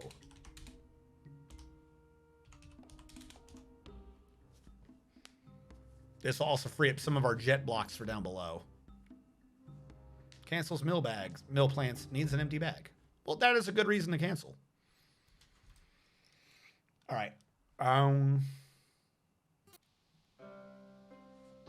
The dry season has come, and I must push. Pushing time. It's more than push. It's pull. All right. What do I got? I got at least 10. Go back. Don't try to kill me, chair. Oh, that didn't feel right. 1, 2, 3. 1, 1, 2, 3, 2, 2, 3, 3. 1, 2, 3, 4. 1, 2, 5. 1, 2, 3, 6. 1, 2, 3, 7. 1, 2, 3, 8. 2, 3, 9. 1, 2, 3, 4. 10 more push.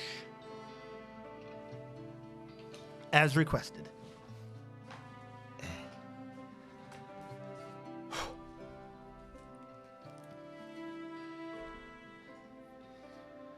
Wrong button. You. All right, I'm down to 3 things. They're all push. We have nearly pushed our last hurrah.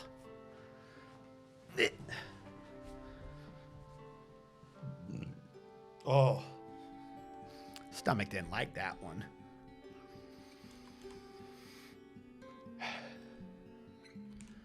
Did this get dismantled yet? Needs a mason to do it. Really? You're a furnace? A wood furnace? Why is a mason? I guess because there's a stone in the middle?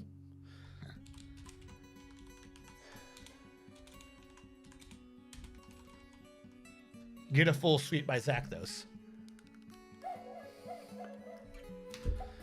Might just be able to sign you one if someone died. Yeah, this guy. The spouse of someone previous. Here you go.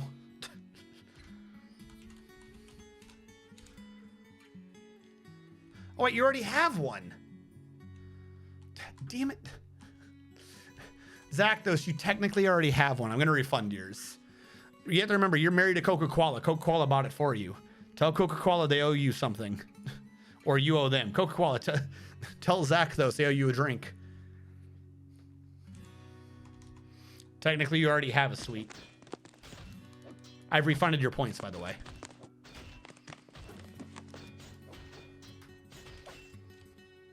That's my room. Better buy me dinner first.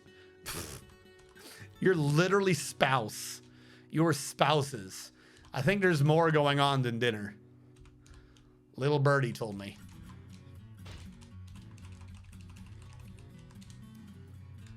Oh, now we got tons of jet blocks. Now we're bathing in jet blocks. All right, that phrase didn't turn out well. Over than down.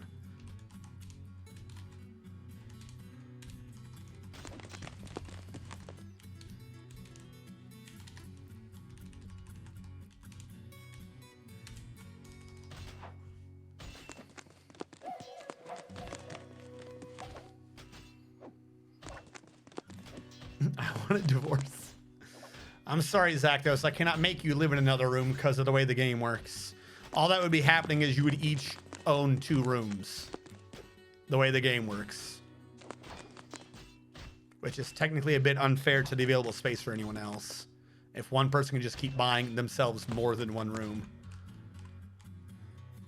I can't remove yet till that gets sorted. That's just training, right? Yeah, that's just training.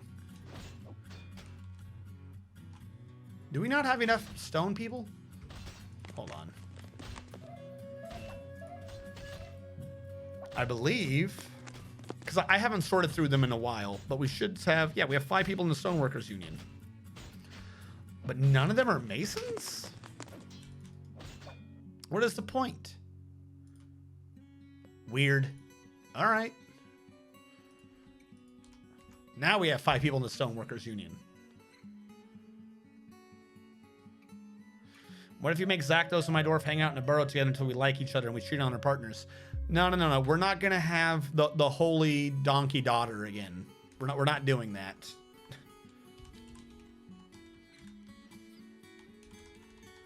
I don't think my frail constitution could handle another fort with the weird holy donkey daughter. You cheat on your sister. Who gets the axe? Holy yak daughter. That's what it was. Not a donkey. I'm sorry. I'm sorry. It was a holy yak. I did not mean to impugn upon the honor of the holy yak daughter from a fractured marriage.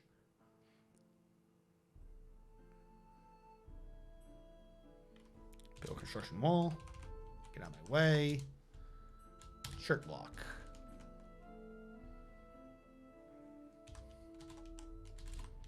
All right, make sure it still lines up.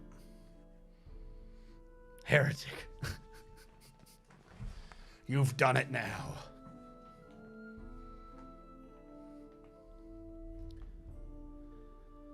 Boo, boo, dee, doo, doo, doo, doo, doo, doo, doo, doo, doo, doo, doo, doo, doo. All right. I think it was 3, 4, 3, 3, which we've done. Don't I have a thing to zoom down there? Uh-oh, what did I do? I'm hitting Fs, not the numbers. Okay, F2. 3, 4, 3, 3. Oh god. 2, 2, 2. Just go 2, 2, 2.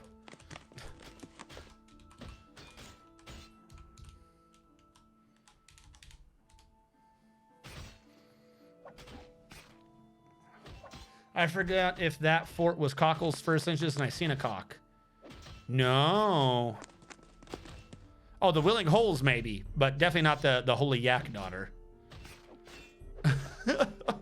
Oh, wait, no, that one's not coming back. Shit. Some show's coming up next season. It's not that one though. I want it to be that show, but it's not that show. It's I think Rising a Shield Hero. Or is that the season after next season? There's like nothing coming up this next season, like at all. It's semi-depressing. I remember nothing about my dwarf. Well, too bad. Who else just requested a full suite? Or is that just the one from earlier and I said I was going to refund you and I didn't? Oh, Hellfire. Skyrim wants a suite. Okay. That one I can do. That one that I started to give out can go to Hellfire. Unless you already have one. You messing with me, Hellfire?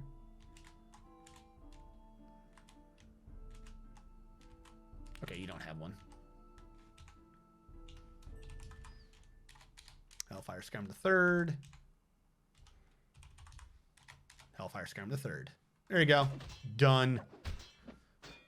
You just gotta kick out this widow.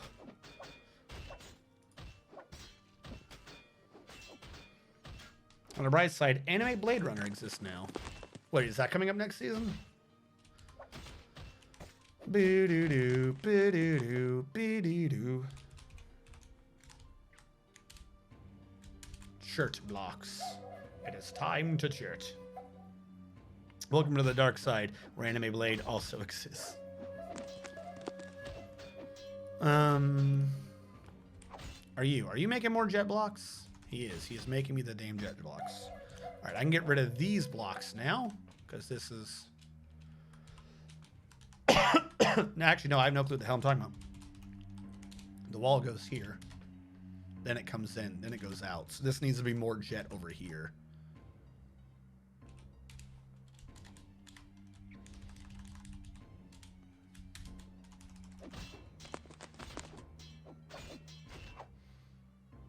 We've, like, avoided touching that thing to the left. I just noticed you're not actually jet, are you? You're white sand. This is black sand. There's just a bunch of sand. Dusting of mud. I don't like dusting of mud. Hold on. I'm going to remove the mud. I don't like it. And they're never going to remove it. There we go. Now the middle of the base looks neato.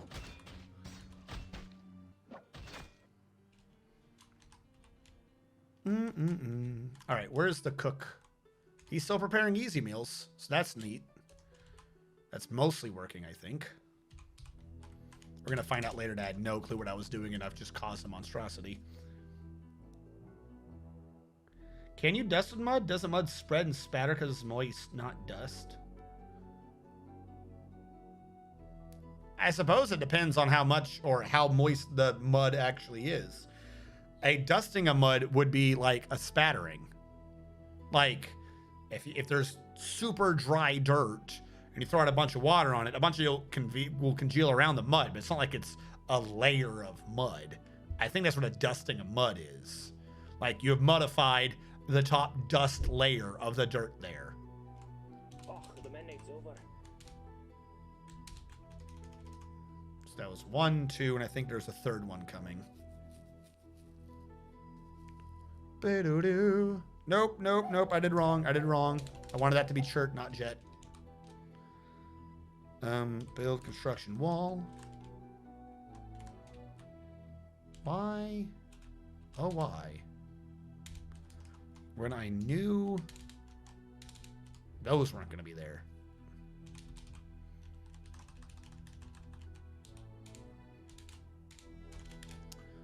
Boo-be-doo-doo. Put those down. Fantastic. This would have been faster if I just did it with shirt. I'm just... Damn you, Jet. Oh, a caravan has arrived. We can trade. They're not elves.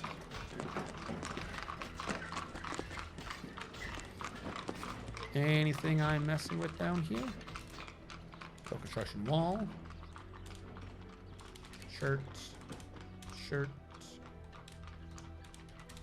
Shirts.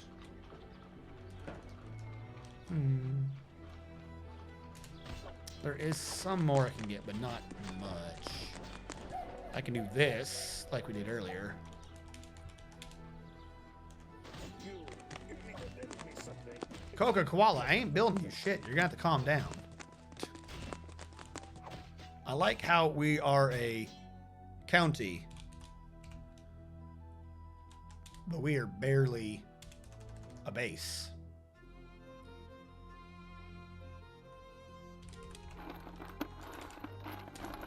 Now, how big? This is just on the inside. This actually didn't get hit by much. Like, that wall kind of intercepted it. But no, this is still mostly where I would want this to be. Yeah, we got to get rid of these goods, like these stupid crafts now. I don't want these. We only made these to get them out of the damn way. Yes, trade everything.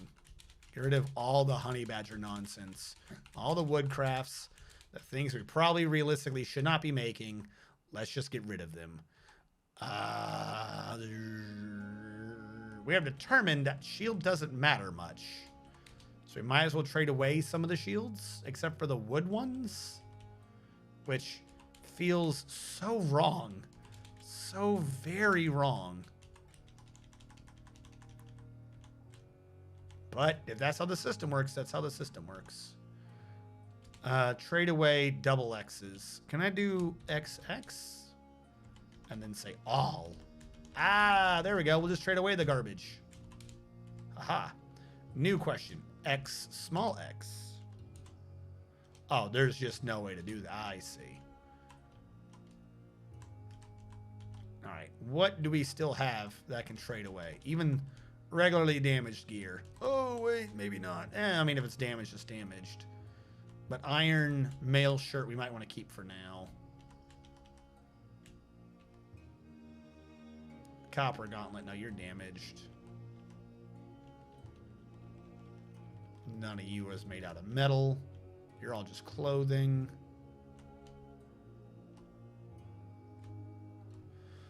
Skip the gauntlet.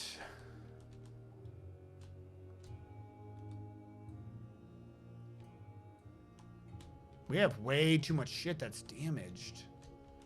Holy crap.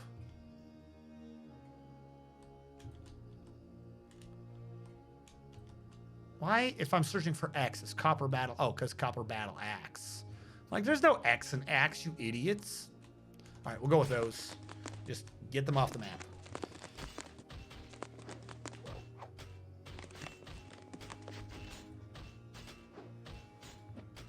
Stretch.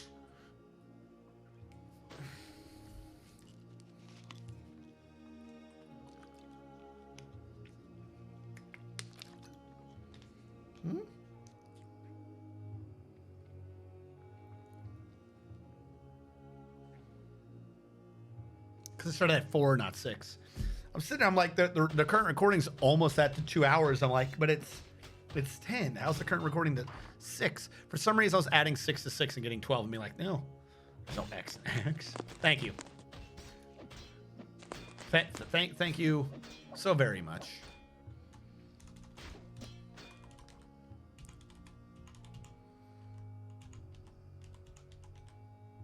You know, if you think about it in Pathfinder shit, it's really baffling that humans are not held in worse regards for being horrible little, like, screw monkeys. Like, it is amazing how humans are not held in worse regard in any RPG setting that follows, like, basic D&D semi-lore.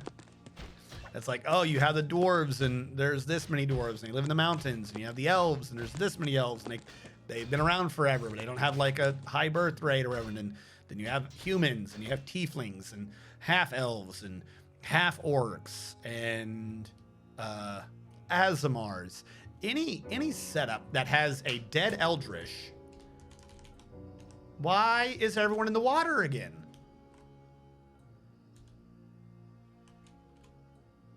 Why are you all in the water?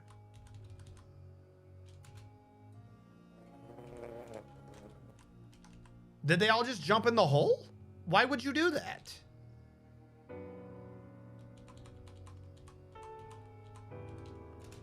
You guys are the dumbest. All right, whatever. Who's the third one? Dragaman, Eldritch, and Barbaderp.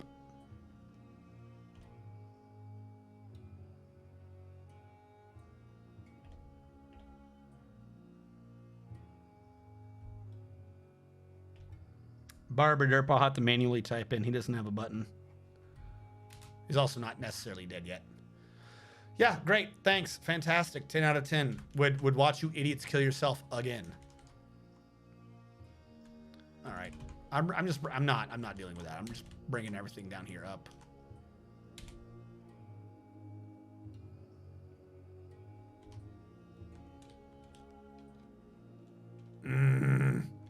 Obnoxious. I can't bring them up yet. I have to wait for the things that are actually getting dumped to be dumped before I can bring up their gear.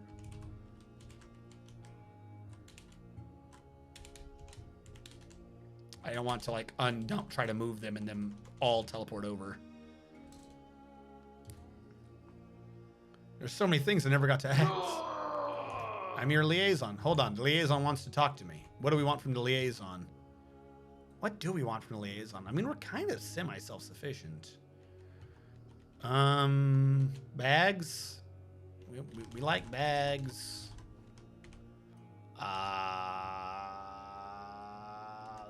Strawberries. I remember we wanted strawberries. Let's get some instruments. There you go. Who got redwarfed? Eldritch got redwarfed. Eldritch, are we on like your 5th or 6th you? Wait, hold on. Never did finish that thing, did we? I marked it as complete, but I never actually did it. Did I?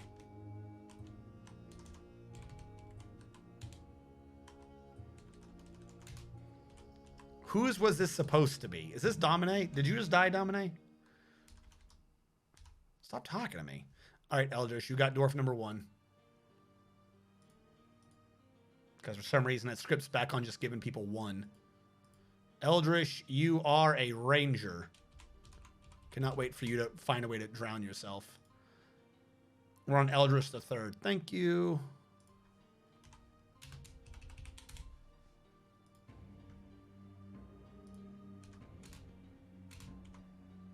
Yeah, great. And super glad that wasn't like majorly trained people in the military that just found a way to off themselves. Can we build this fucking wall before more people decide to do that, please? Thank you. Build. Not asking for much. Trader requested. Water is Eldritch's favorite terrain. Good job. Hello, Azrakhan. I'm just doubling up. It should say that you don't have a dwarf.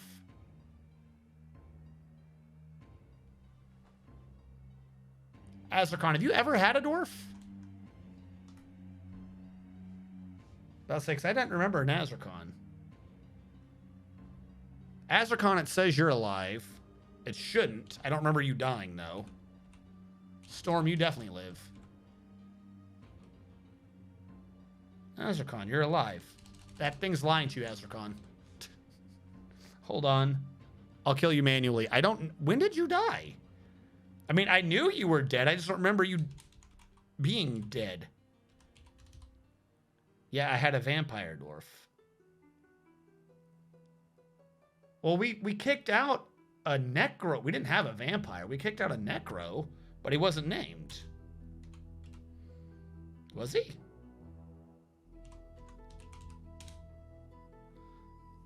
We kicked out a necro. I didn't think he was named. Was he a named dwarf? I thought he was unnamed. I might have just kicked you out. I think that's what happened. I think we kicked you out. Because were you in the water? We had a necro dwarf who was stuck in the water that we kicked out of the base, but in my head, he wasn't a named dwarf. Last time I was in the water. Yeah, no, you're technically alive. We kicked you out of the base. I don't know why I did that if you were named. I shouldn't have done that if you were named. Your guy was throwing a mood or whatever, and I was like, well, there's no reason for me to deal with you then. Your guy down there was temper tantrum, which meant that if there was ever something dead near you, you would have raised it. So that's why I kicked him out, but I could have sworn that he wasn't a named dwarf. Yeah, nope, just type in dwarf again. It'll work this time. That one's on me. I somehow just did not remember that the guy I was kicking out was you, so I never officially killed you according to the script. Dwarf 5. 1, 2, 3, 4, dwarf. You are currently a ranger. Azrakon the Second.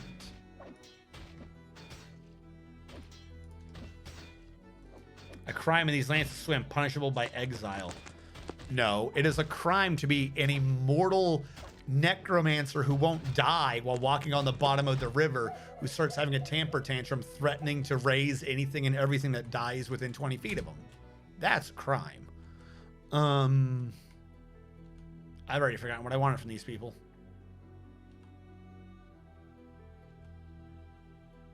Yes, strawberries. He does have strawberries. I don't remember what else I wanted.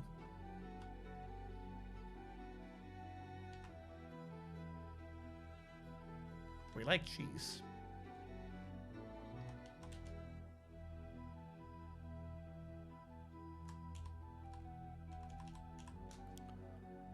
I don't want any of that stuff.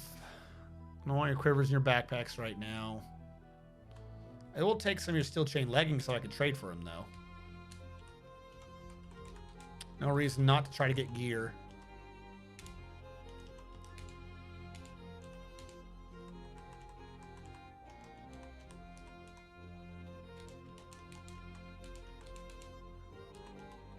Apparently hit caps lock, not shift.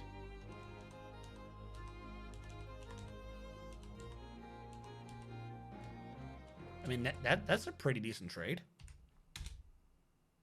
Hell yeah. I think we still have stuff coming too, don't we? Nope, we actually brought everything over. Well, that was a good trade. Yeah, basically, just steel is steel. I just didn't want to deal with the anvils. I probably could have traded for them, but I just did not want to be dealing with anvils right now. Still having an issue where our plant system hasn't hit full stride. All you have to do is process the plants, my dude. That's all you have to do. I think we have plenty of Ramies, too. That's what the issue is. You know what? Here, I know how to fix this one, actually. The issue is he's not processing enough at once. He's at 5 when he should be at... what is the program to change how many?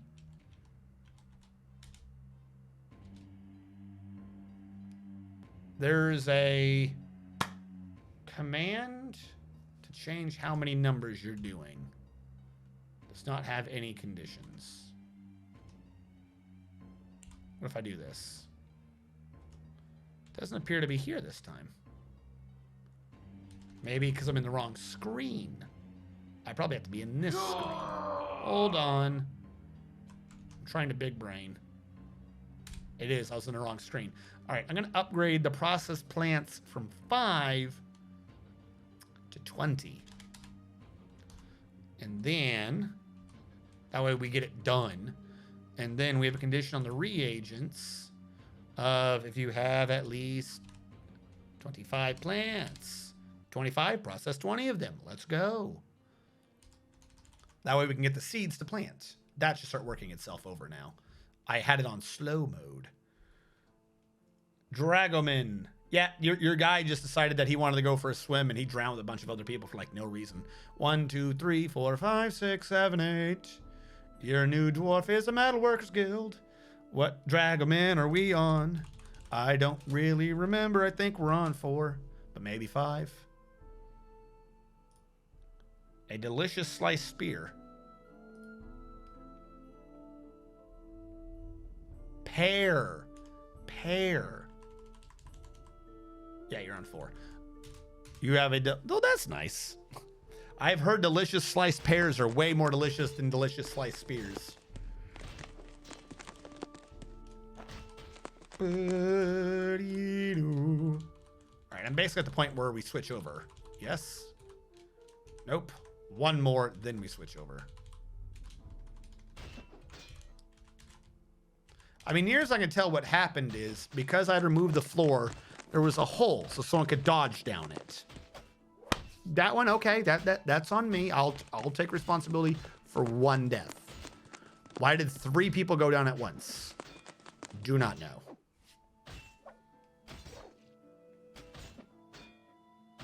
No, what it is, they're all in the military, so it has something to do with them practicing fighting or something. That's what I'm saying. I can understand one guy falling down. I created a hole. They're wrestling. Makes sense.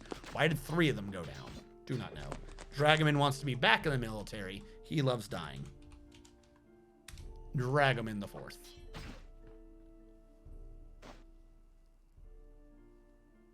Statue requisition form. Why am I seeing a request for a statue that I do not remember?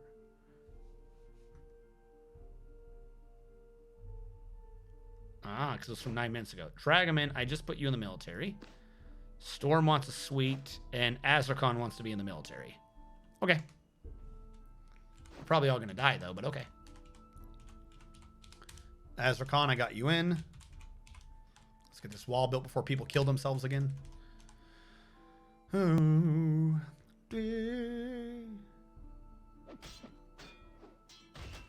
Is that the hugging one? It should be placed.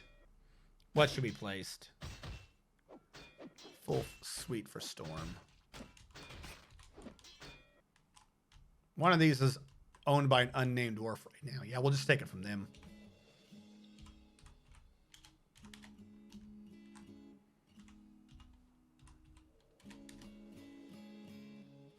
There you go. Storm is complete. Yeah, Fearsome Owlbear was for the tomb. Tomb of the Soldier. But I already forgot who it was for. Church statue of a giant barn owl. I'm going to assume this was Domine.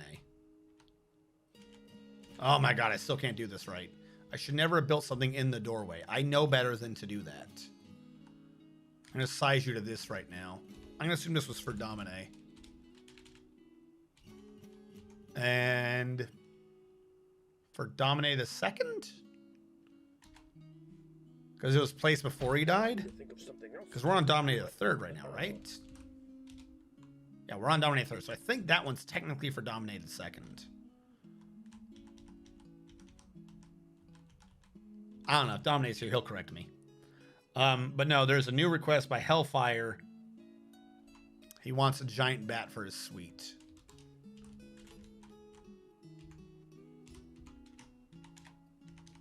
New image. Historical creature. Hellfire.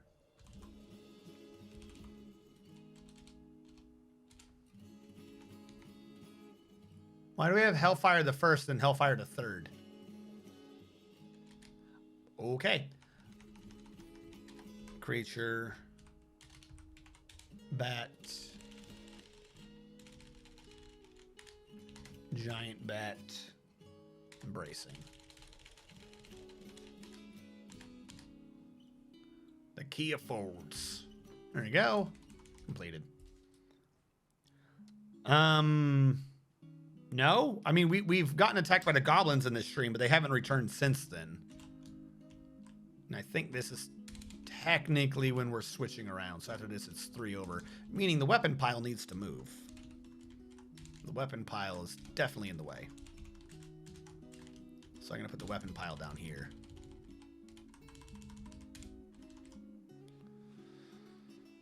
All this probably needs to be moved even further down, but that's something we can work on later.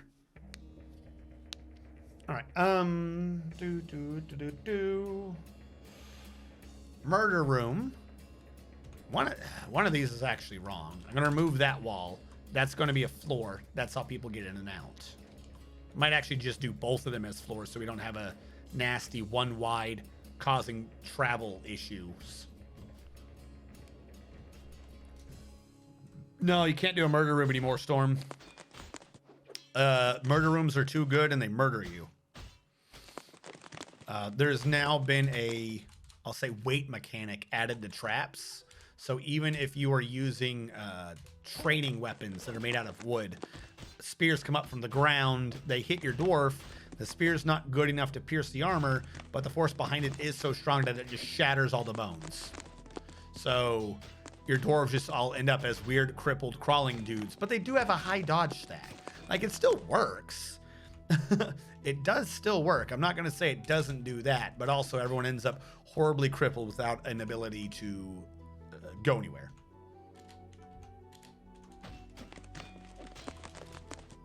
Build construction wall.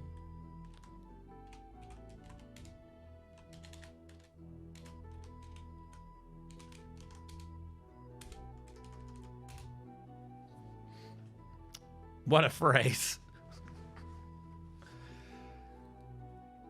Well, I mean, isn't that the normal military way? Make sure your soldiers can do everything, but somehow they always end up with an inability to walk because they ran too far for no reason. I know we're supposed to alternate between muscle failure and endurance training, and we ran yesterday for 4 freaking miles, but today for muscle failure, I'm going to choose the lower legs. Let's run for 5 miles, you know, for muscle failure.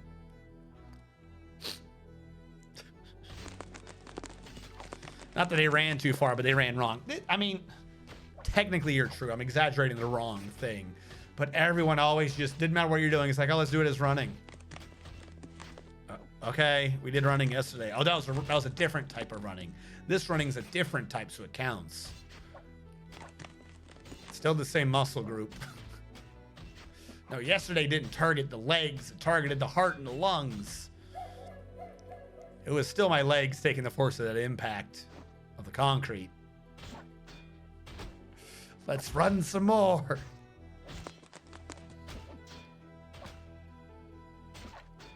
I put my packet up for selection, and all I do now is run and ruck. I want to die. Wait, selection for forces? What is wrong with you? I mean, if that's what you want to do, that's what you want to do. Don't get me wrong. But you do know that you're not shooting no Patriot missile in the special force. That would be fucking terrifying, though. Imagine like the Navy SEALs comes up.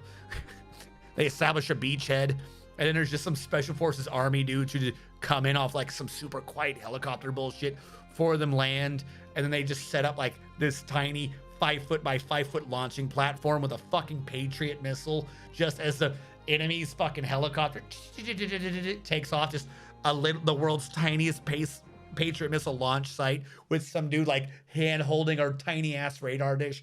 Everyone's irradiated. They're all fucking sterile now. But man, do they get that fucking El Presidente. Civil affairs. Everyone in Patriot goes for civil affairs.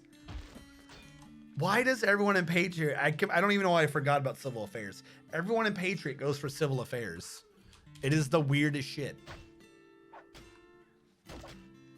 You're like a hair or something sticking in my eye. Maybe I'm being betrayed by an eyelash. Well, there is one right there. Maybe I'm being betrayed by another eyelash. It's not as painful as that one was the other stream. It's like one that's close or something. It's like an eyelash that's laying obliquely across the other eyelashes, adding weight.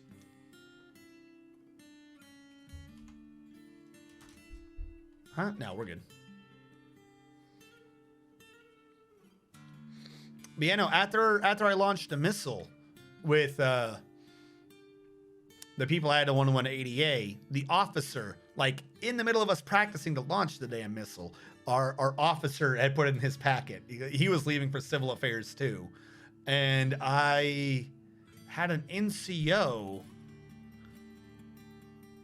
Wasn't one of the NCOs in Fort Sill going civil affairs? Like, that's what everyone does.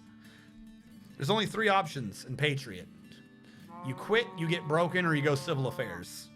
That's it. Sorry, no, 4. You quit, you get broken, you go civil affairs, or you've done like 8 years and the army kicks you out for not going to the board because someone will bring you to the board. That also happens. Mimmel, that's who it was, but he failed the final ruck. Damn, that sucks.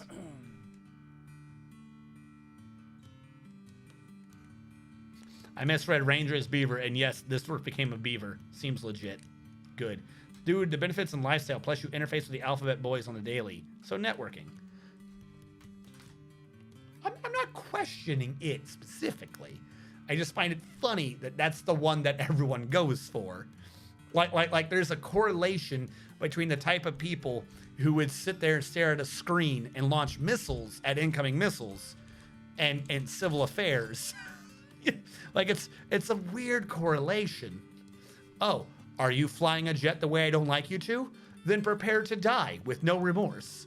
And then all of a sudden it's, now I'm gonna go around to where all the families of all your dead remains are, and I'm gonna give them McDonald's so that they like America better. I was aiming for PsyOps, but they aren't taking Staffy Boys right now. Makes sense. So what, you have to do a series of like correct rucks in time or you fail? I never went into that, so I have no clue what their prerequisites are. I can get a wall there and a floor here. And then do a line of floor back here. We're basically good. This is going to cause a major lag safety issue as people are going to pathfind down here to get into the base.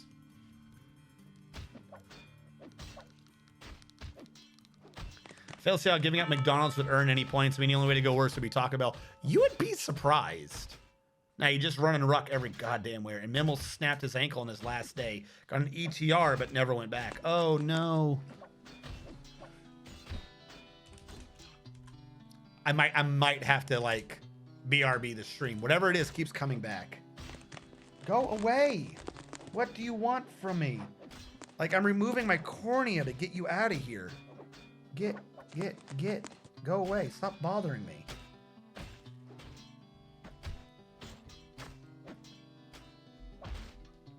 Can I eyeball this?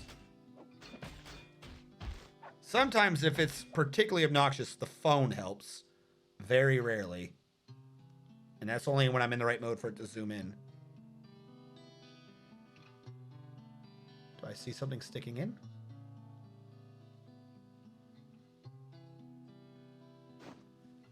I think so.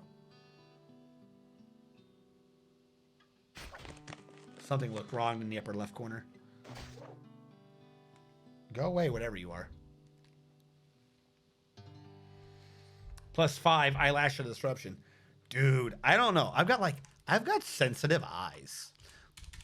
Fucking anything touches my eyeball, it's just done. Like, nope, we're not doing this anymore. I've decided to quit all expectations of doing crap.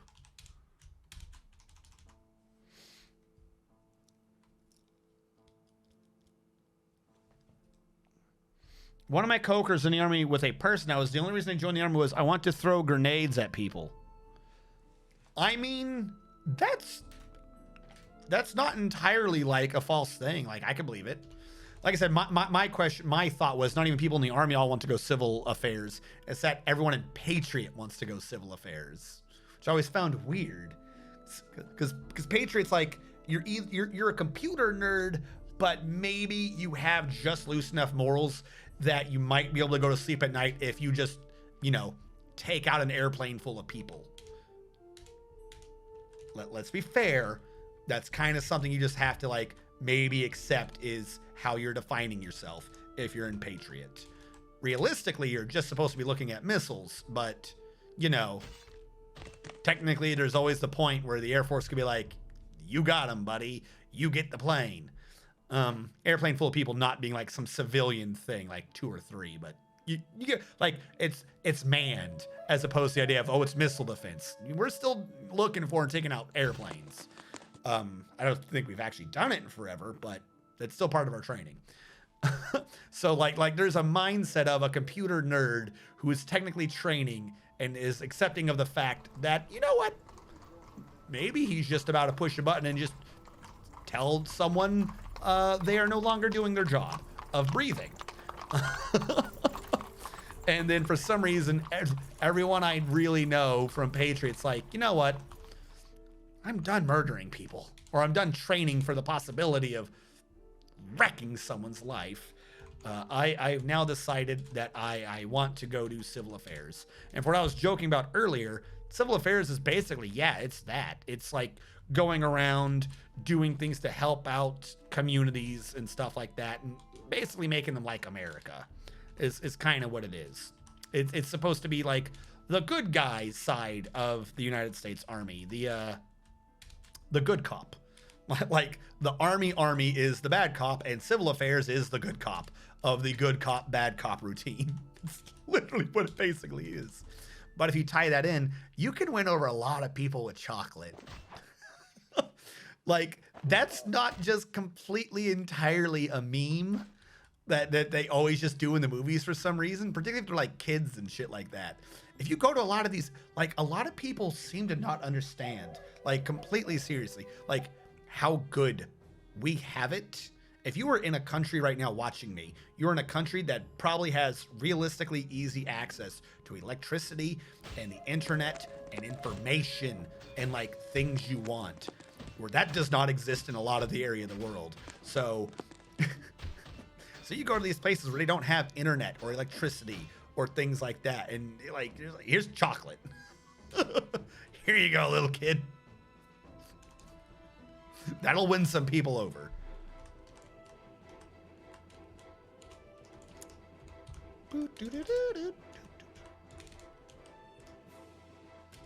RNG is the highest as I've come across in 8 years, and he was 10 points off.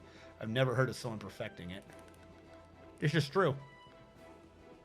He said she scored a perfect on the ASVAB, and when he left, she was a drill sergeant. I think the reason, what is going on?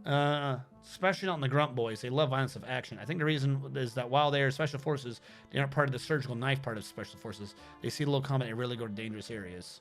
He said she scored. Who is he? The only reason they joined the army was I want to throw grenades at people, and she said she scored perfect.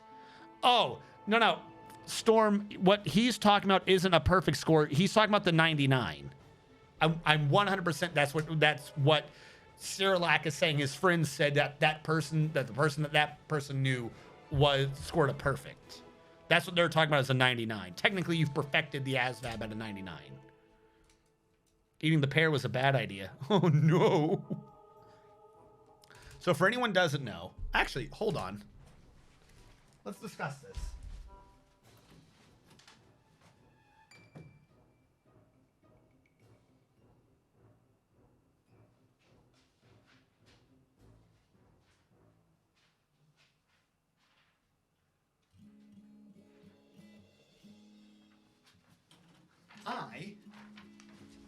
I have been talking to the VA people recently about things. I will not go over the things because things are in the air, but I've been talking to them about things. As part of the needing to send in information to verify who you are, I actually had to bring up my ERB recently. So I still have my ERB. And ERB is an enlisted record brief. It's like your permanent record for the Army. It tells everything that you've ever done in the Army, including what it took to get in, which part of it is the ASVAB. The ASVAB is the Armed Services Vocational Aptitude Battery. It has a multitude of scores. There's one score that can be easily, or not easily, but could be perfected, which is what I think the chain of people that Sirlac know is talking about, which is the actual general score of it. Basically, it's a percentile system, and it goes up to 99. So you can score a 99 and technically have been like, I have done the greatest at the ASVAB. I have perfected, I scored perfect on the ASVAB. You're not going to score higher than that as an ASVAB score. However, the ASVAB is also broken down into, and they might have changed this in the meantime, but at least when I took it, it was broken down into 1, 2, 3, 4, 5, 6, 7, 8, 9, 10 separate subunits. Now, those scores are slightly more important for individual MOSs. For instance, one of the scores is how good are you at being a cook? There is a food score. How they completely break this down, I admittedly do not know. But the ASVAB is like just like a general, this guy's pretty adaptable, whereas there are individual scores. Of those individual scores, the one that Storm is referencing is the GT score, the General Technical Score.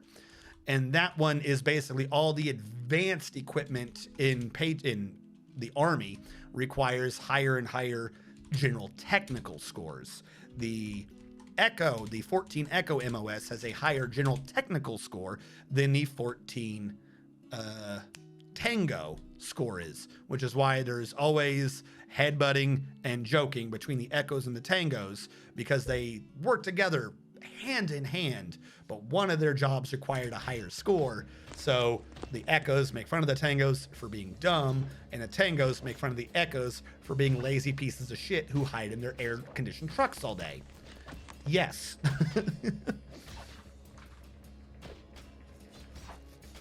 It's who you are and you're tidy on a single document. Oh, I'm too used to GT score. It was still really tasty though. So yes, so 99 is doable. If anyone is wondering, this is the thing that I would do versus warrant officers and people above me who thought that due to my lower rank that meant that they automatically knew the job more than me. I would play the all right IQ test time, where I would pit my lowest score on the ASVAB versus any of their highest. Did not matter the actual category. I would pit my lowest score versus their highest score. And I would point out from the beginning that my lowest score is my GT score. By the way, that's fucking weird. I have no clue how my GT score is my lowest. Your GT score should be a culmination of things that apply to every other score for general technical. It's supposed to kind of be your highest. I have no clue how mine ended up being my lowest. Makes no sense to me. But my lowest is my GT score, and it is a 132. I think the highest you can have in any score is like 144 in any one individual score, but my lowest is 132. I think I'd met in my entire time in the Army one person who actually beat me in this, in the GT score. Yeah, or not GT, but their thing to mine. My 5 highest to 141 makes no fucking sense. Yeah, I have no clue how that works. Freaking 132, and then everything else goes up from there. Where I have admin 138, combat 140, electrical 139, I forget what FA is, 139, mechanical 134, food 136, commo 141, maintenance 138, and technical 139. So mostly you're going to find warrants where they're not going to have that score. They're not going to have those scores. So I would always, I would have some that would be like, oh, I can do this because I pit my lowest versus their highest, and their highest would routinely be not GT. So I was technically giving them every fucking advantage, and then I would beat them. My food score is 124. Yeah, I would not trust Storm. Now, remind you guys, I have no clue what these scores are based off of, because like I said, my food score is 136, and I set fire to water. So I have no clue what these scores are testing, to be completely honest. But I swear, you get warrant officers and stuff who would just assume that because they had done whatever, that meant that they knew more about the job than you do. And they don't. I don't even remember there being food questions on the Fukin test. The food questions on the test weren't food questions per se. They were the questions that was talking about ratios and percentages. So if there was something that was comparing temperatures, or if there was something that was comparing an ounce of this to whatever of that, those were technically the food questions. Because they didn't have specific questions for every field. They would have one question that could be used to add to 3 different field scores. That's how they had the food questions. That's what it is.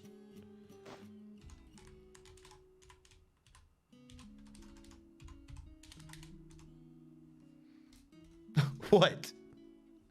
I hate the fucking army sometimes. Oh, honey, there are honeybees. Yes, I see the honeybees. We will probably have them working at some time to make it easier on the booze production.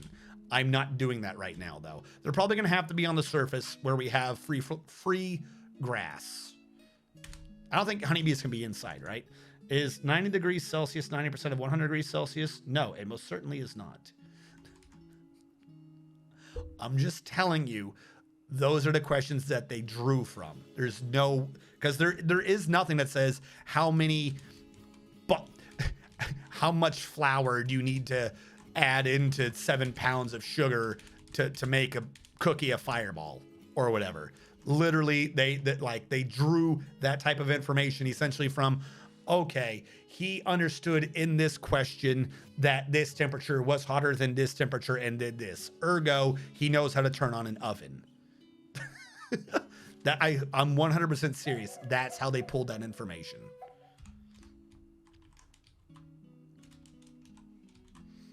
And then they would have like some questions that would be like, it would be like truck maintenance sounding ones. Like, okay, you have to change the carburetor and the engine right now is fucking above 100 degrees. What can you like, do you cool it down or something like that? And basically the idea is like, do you recognize that coolant might be better than just water or some weird fucking question like that? But secondarily, like I'm saying, is that probably also adds to food because it's along the lines of, do you understand that different chemicals and liquids have different thermal points? Like weird fucking like extremely big brained way to draw. Do you understand what chemicals are? That's how they do it. They do not have enough questions for every category to explain what it is. So some of the questions are double dipping. 100% they're double dipping. Sorry, Bear, but that is a guaranteed wiffle bat. Oh, shit, my armor just got a mood. Claimed a forge and grabbed adamantine. Yeah, about to say you got an armor. That'd be good. I can't think of vehicles anymore without thinking of blinker fluid. You got to get that blinker fluid. Some haggard-looking migrants have arrived. Well, I hope they're not coming in down in that river. Do do do do. What am I doing here? Hold on, this is wrong. Okay, it comes in and then goes over. I shouldn't have gotten rid of that ground yet. Damn it. I got to build something back there again. All right, on the bright side, though, build construction wall. We're basically like, we've encapsulated this area. I'll do a chert block there, and I might as well throw in some jet blocks here. So we've got essentially, we still need more though. We've got essentially another working floor for you know, for people to die in for no reason, but we've got one.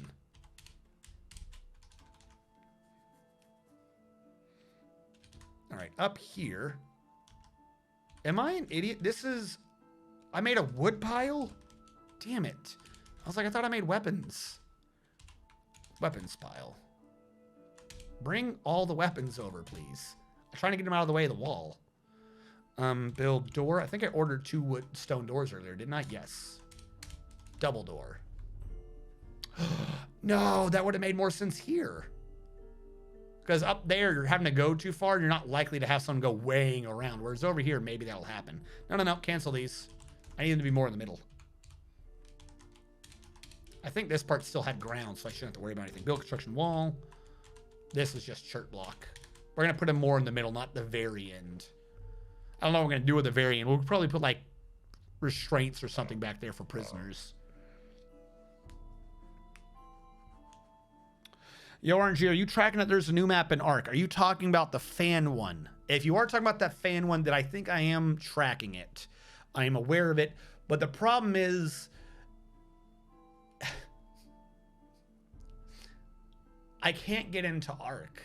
Or at least I can, but I can never get anywhere. Least of all, like, kind of with the people I'd be playing with. I have now done the beginning of Ark so many damn times. So many times.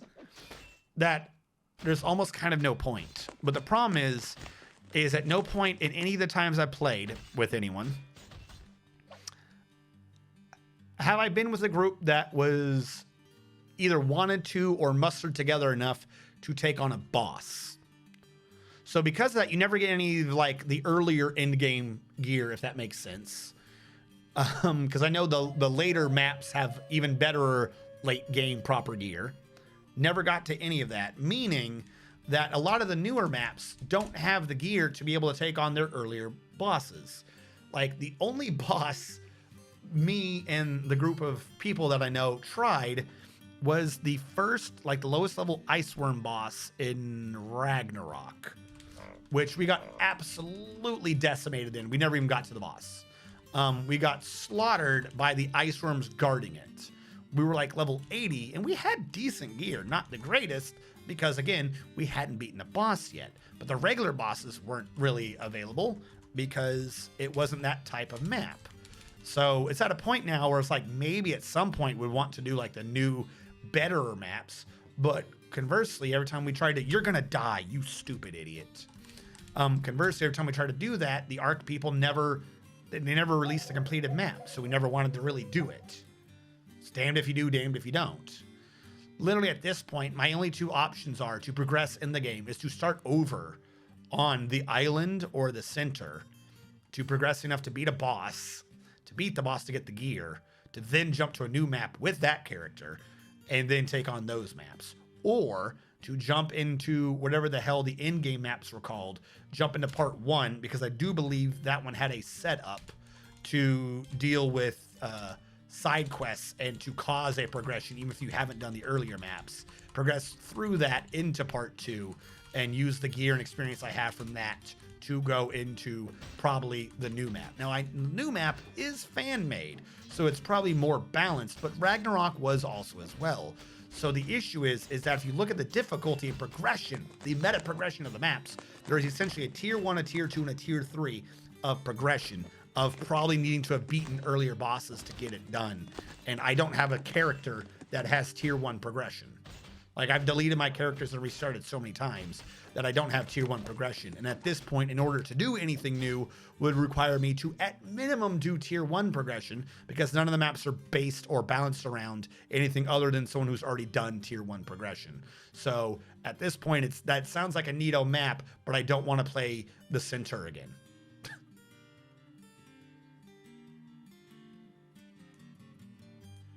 You gotta breed dinos. I know. Like 10, 20 plus super bred T-Rexes. Does not matter. Because even with that, because it's when you beat the boss, you're able to get a higher, on that map, a higher breed limit or something like that. Like, it doesn't matter. Either you've beaten a boss and you have like proper tech saddles and shit that you can put on your dinos, or you have beaten a boss and you have the proper tech stuff that you can use yourself, or you have 120 hours a week to blow towards watching a stupid baby T-Rex grow up. Because at no point in the game had they basically replaced the T-Rex for being the thing you need to breed. So it's just T-Rexes. That's all you breed. You just watch a baby T-Rex run around and you're like, yay, cute T-Rex. And you hope it doesn't die. And you check your stats and you compare it to like what could have been bred for the genetics. And you're like, wow, this T-Rex is garbage. And you send it out into the wasteland and you hope something kills it.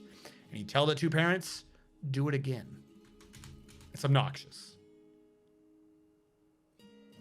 Sending it for freedom. Well, so that was the problem, is that is kind of what happened in that particular case. Because in Ragnarok, in order to fight the ice worm, you had to go into like this ice cave that wouldn't allow flyers or big dinos. So we had advanced ones, but they weren't like too terribly big ones for that particular boss because it wasn't done from one of the 3 points. You had to go in after the boss, which was obnoxious. Fucking obnoxious. And they had the bats that gave you like the super aids, which is the greatest thing to have ever put in a game like Ark. OBT dubs, you died. You've now respawned with super aids, and everything in your base has now caught super aids. So every time you die, you'll respawn here, and they'll rebite you until they kill you. And then they all also die of super aids. It's a fantastic setup. 10 out of 10 would die screaming in frustration again. Don't get me wrong, there are aspects of the game that are super fun and fantastic, but you need to have a character or something. Like you just can't get through the maps fresh anymore. It's just like, this is obnoxious. Super aids. Well, what else would you call it? The bats are in the cave, they bite you. Your guy's like, I'm sick. And then randomly it spreads immediately to anyone within 2,000 feet of you. And then somehow you're still sick even after you die. Like you die, and then you respawn with it, and you go, back in base. And then every single dino that you never wanted to bring with you anywhere is all of a sudden going, and you're like, no, don't you dare. And they go, and you're like, no, because everything you had back in the base that you weren't bringing to the boss fight is now sick, including like your breeding pool of dinosaurs. So randomly, over the course of 30 minutes, every dinosaur that you've spent freaking 120 to 240 hours breeding and maintaining a perfect harem for this one male T-Rex for some reason happen to have the perfect genes and you just want to breed clones of him, they all just get sick and die within like 30 minutes and you have nothing you can do about it. Yeah, no, that one map definitely put me off the game. Yeah, this is Ark. The map I'm talking about in particular right now was Ragnarok. That was the one I had made the most progress on. And then there was a bat, it bit someone, we all got super aids, and it cost us every fucking dinosaur. Every fucking dinosaur. Super fun. Really, really hate being able to have fun in a game. So the problem is though, you can bypass it now. And you're like, oh, what are you talking about? Just hold on. Armor. What are you talking about? Just set your private server, because it is a private server, to times 10 speed. Just set to times 10 XP speed, level up to the end, and you have all the resources. Good on you. I don't know if anyone's tried that. That is not fun. Because I did try that. It's super not fun. Because the problem is all your resources are super slow. So randomly you just jump to like triple in-game tier without the shit that requires engrams and beating the bosses to actually unlock. Whatever, it's not engrams, they're all engrams, whatever the bosses give you. Super techie points, whatever the hell they're called. You just jump all the way there with no gear. Like you're like, oh good, I have a basic bow and technically I'm supposed to be able to craft whatever I want, but you have no infrastructure to do it. So now you literally just do nothing but build a base to build the infrastructure. That takes forever. Now it just feels like, well, and then you just stop leveling up. So it's almost as bad as not leveling up to begin with. You're like, great, this is garbage. So then how do you fix that? You restart the whole fucking server and you set all the resources to times 10. And now there is no difficulty because you are at max level and you fucking slap a bush and like an entire base pops out of it. And you're like, great, what's happening here? And then no one's even motivated to go fight the bosses anymore because, well, what's even the point? Because now what's hindering you is, in order to do the bosses still, is going to try to go get the fucking dinosaurs to breed them. And oh god, they breed slow. So now you change to where the dinos breed fucking fast. Oh god, they gave birth to a dinosaur, and because you multiplied everything by times 10, that dinosaur fucking starves to death a split second after it hatches. You're like, oh no, so you have to bring the server down again. Tell the dinosaur babies to eat super slow. All right, good. They don't starve to death as soon as they're spawned. Great. I'll feed them. Oh, wait, he wants me to walk him. Oh, wait, the timer passed. Shit. Now you have to slow down the actual maturation speed of the dinosaur to get the most imprinting bonus so that you can actually get that done. Oh, wait, great. Now we finally tweaked this stupid fucking setting to where I could breed these dinos relatively fast, have the baby dinosaur grow up pretty fast so that maybe I can get a collection of these damn things. But wait, you're still RNG dependent because you need dinosaurs with good stats to begin with, and then you need to breed those motherfucking idiots through, and oh my god, they just won't pass on the correct stat. And even then, if you do all of this, there's still the fucking opportunity that one person in your group gets bit by a bat and comes back coughing, and then all your dinos have super 8s and they all die again anyways.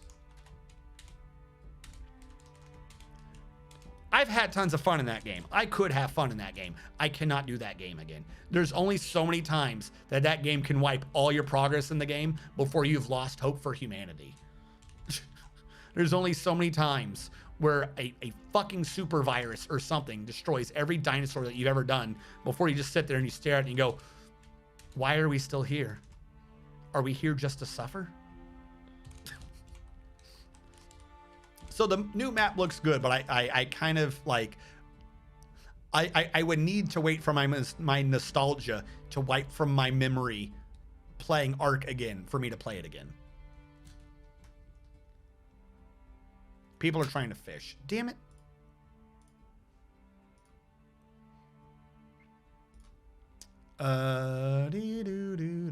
You're right. Someone has fishing. Thank you. Good eye.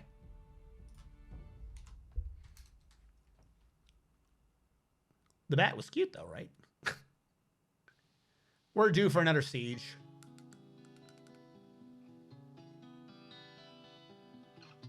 By evolution, raising young is a pain in the ass. The thing is, the game is balanced for PvP. So you get attuned to get super 8s and then go get enemy... No, the enemy dinos can't ever get sick. No, that doesn't work. It's only you who can get sick.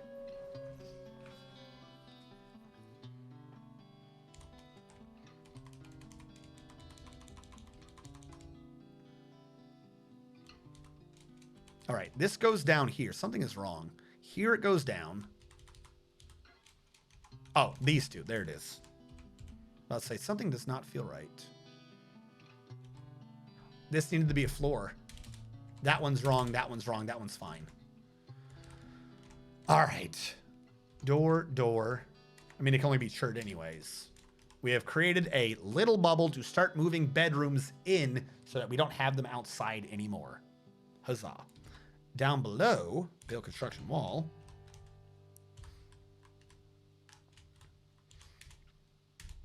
Not shirt. Like I said, the problem is, the genuine thing with what I'm saying is that particular block of ranting was what happened on Ragnarok. Because for some reason, the caves in Ragnarok and everywhere you need to go in it are infested with these bats that have super 8s. Which is just a dumb mechanic for that particular map. They kind of exist similar to that in other maps, but nowhere near the number that they're in on Ragnarok. So what I just said isn't actually an Ark standard. God, I hope it's not. But the issue is that how do I word this correctly? We had switched over and started doing that map. Everything I just set aside, the map was never finished. I still think that the map was not finished. Like, they just abandoned the map. So you got this new map. They never bothered to fucking finish it. And you put all your work on the damn map, and there's just no point. All your dinos keep fucking dying because of these stupid bats that are everywhere. And then when it finally comes time to try to take on a boss, it's set up in such a way that you cannot do that boss with the normal strategies, i.e. spam T-Rex. Doesn't work. So you're going to have to go in there solely, like leveled up and ready to go.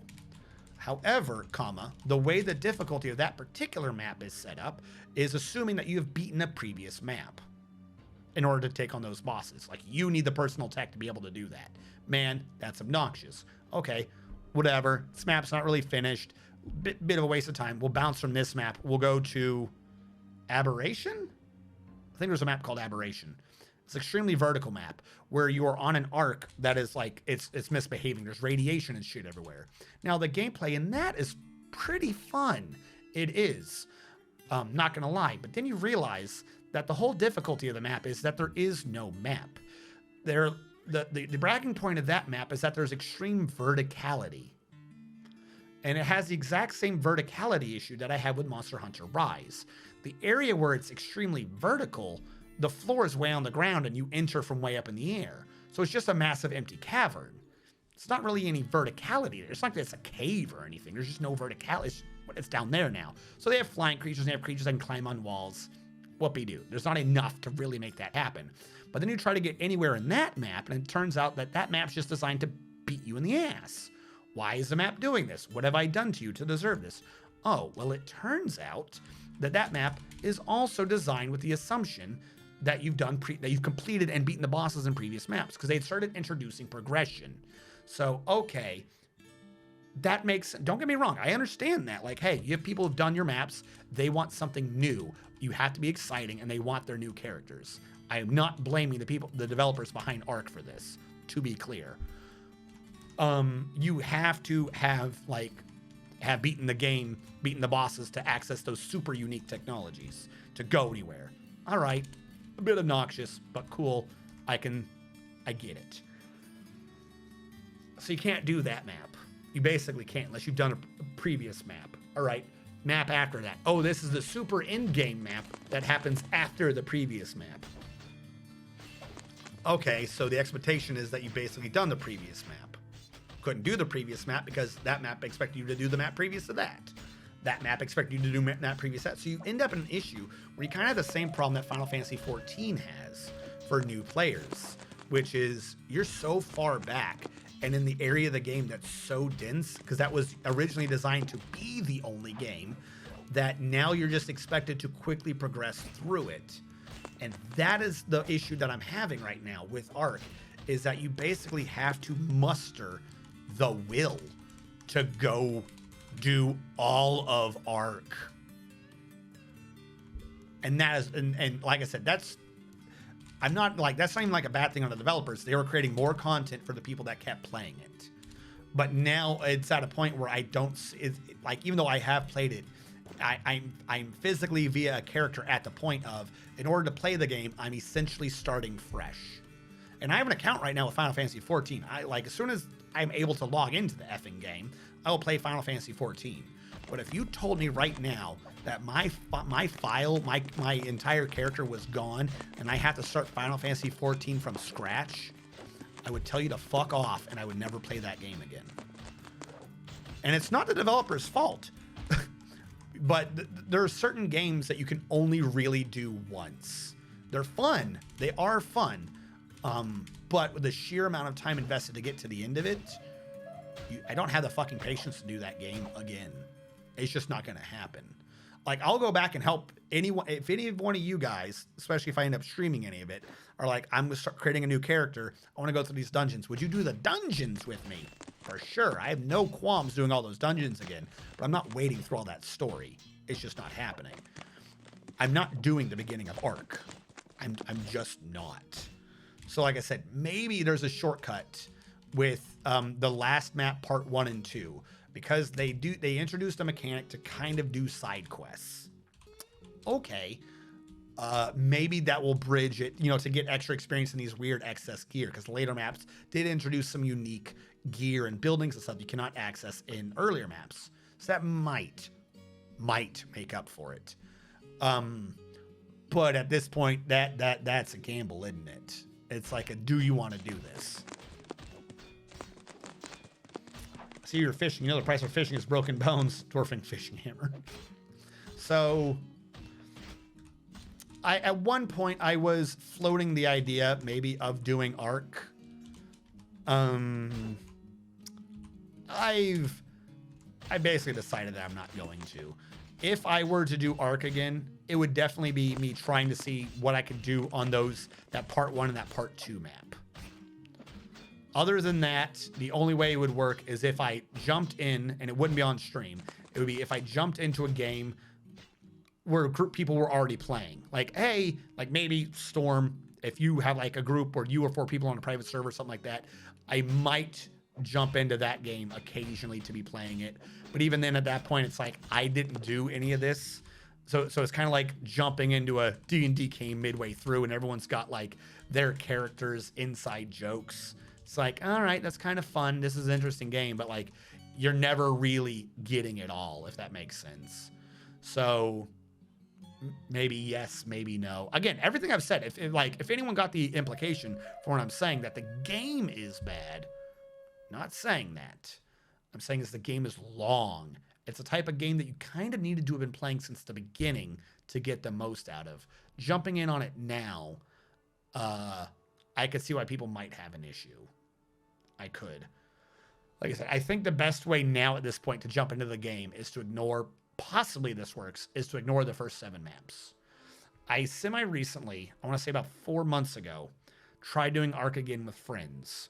Now, we might not have done the best map to jump back into Ark with. We did it on the desert map, Scorched Earth. The shtick to Scorched Earth is it's a fucking pain to live there. Because what we were going to do is we were going to basically set the difficulty up a bit with higher dinosaurs.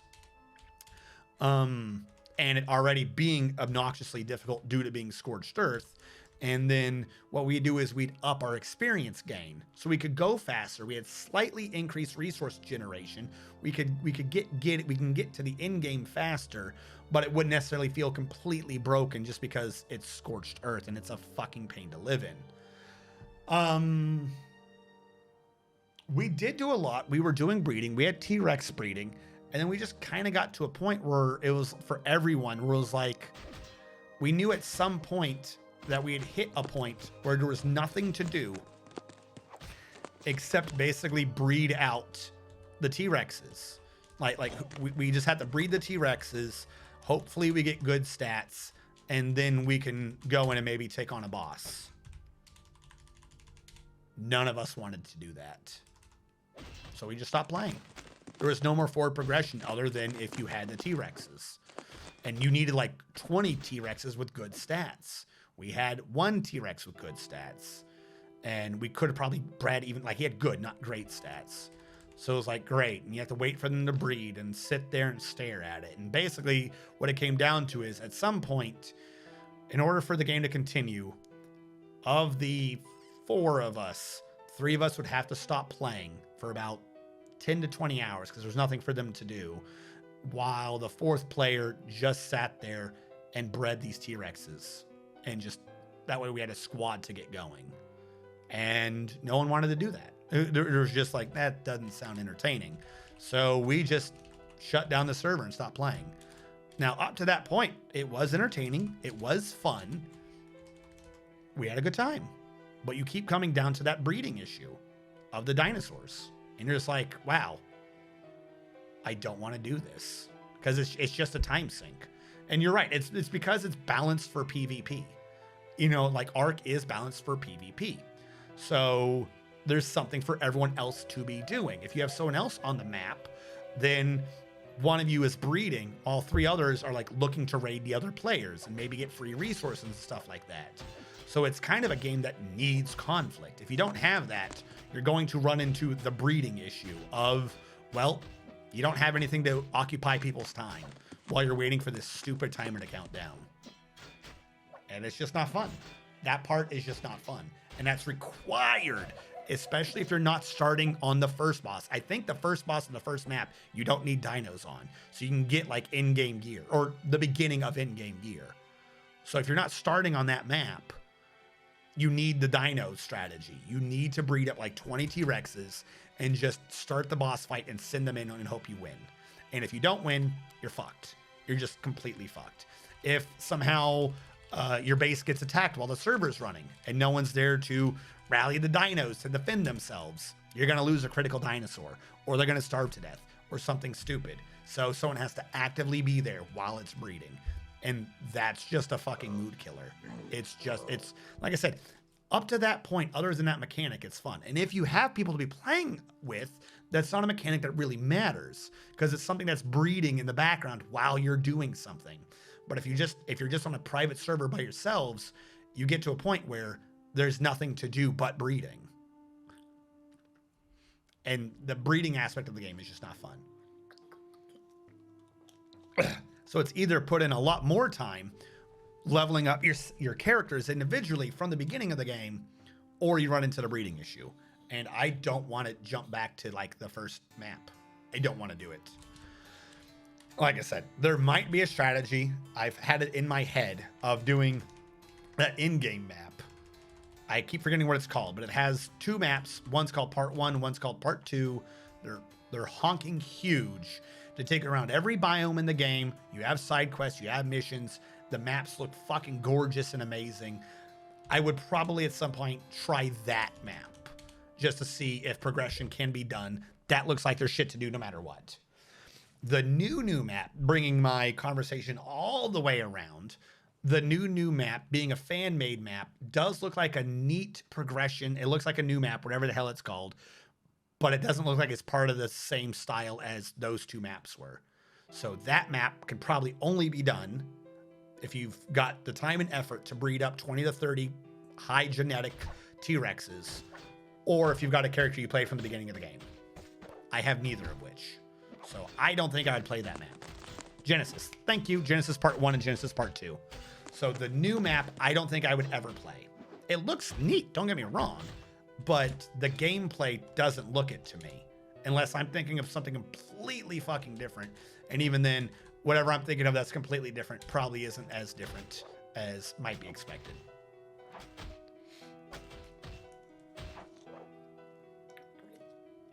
My only hope would be Genesis.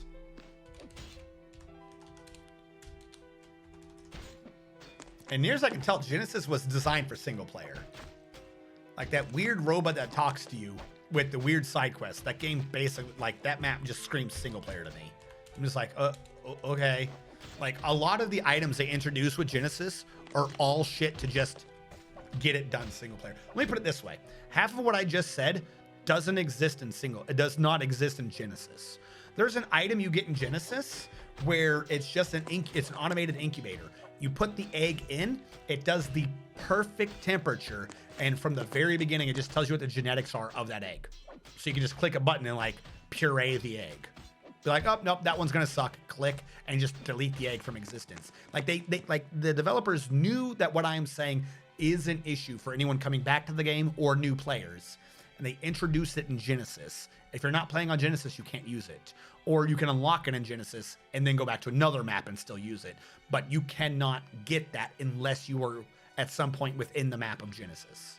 So like what I'm talking about isn't some crazy idea of like my personal experience. Like they put in an item to mitigate this exact issue, but they only put it in on like some of the maps, which makes the other ones suck at this point.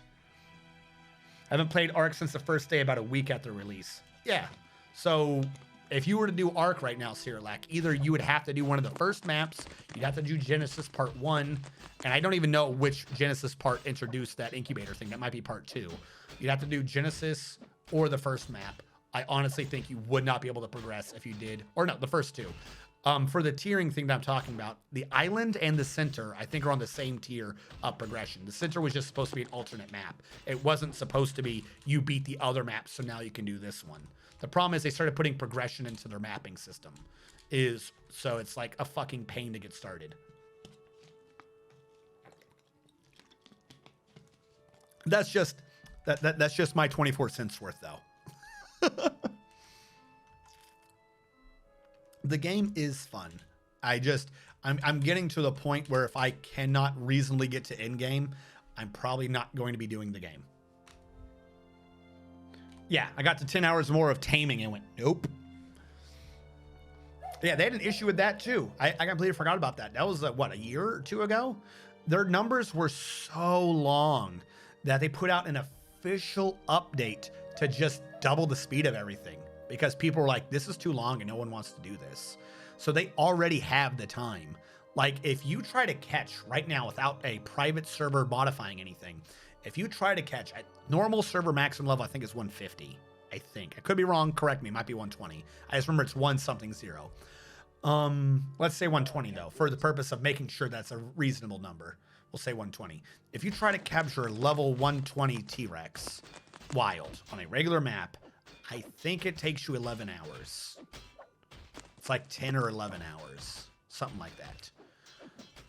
Unless that's the pre-nerf number. I'm going to go with 10 or 11 hours. Meaning, if you are going to catch it, my circle went wrong. If you are going to tame it, you have to literally do nothing but watch a bar fill for 11 hours. Because if you leave, something could attack it. And if they attack it, its taming effectiveness goes down, so you get a weaker T-Rex. So you have to babysit this thing for like 11 hours to catch one. Then you have to see if it has good genetics.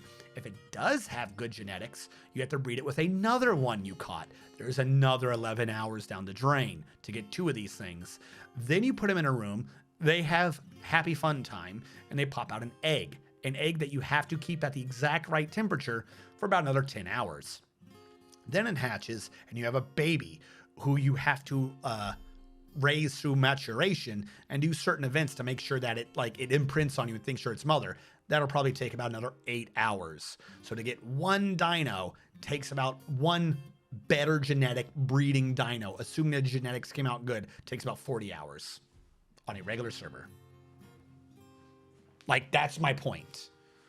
I do not have the time or the patience. I used to do that.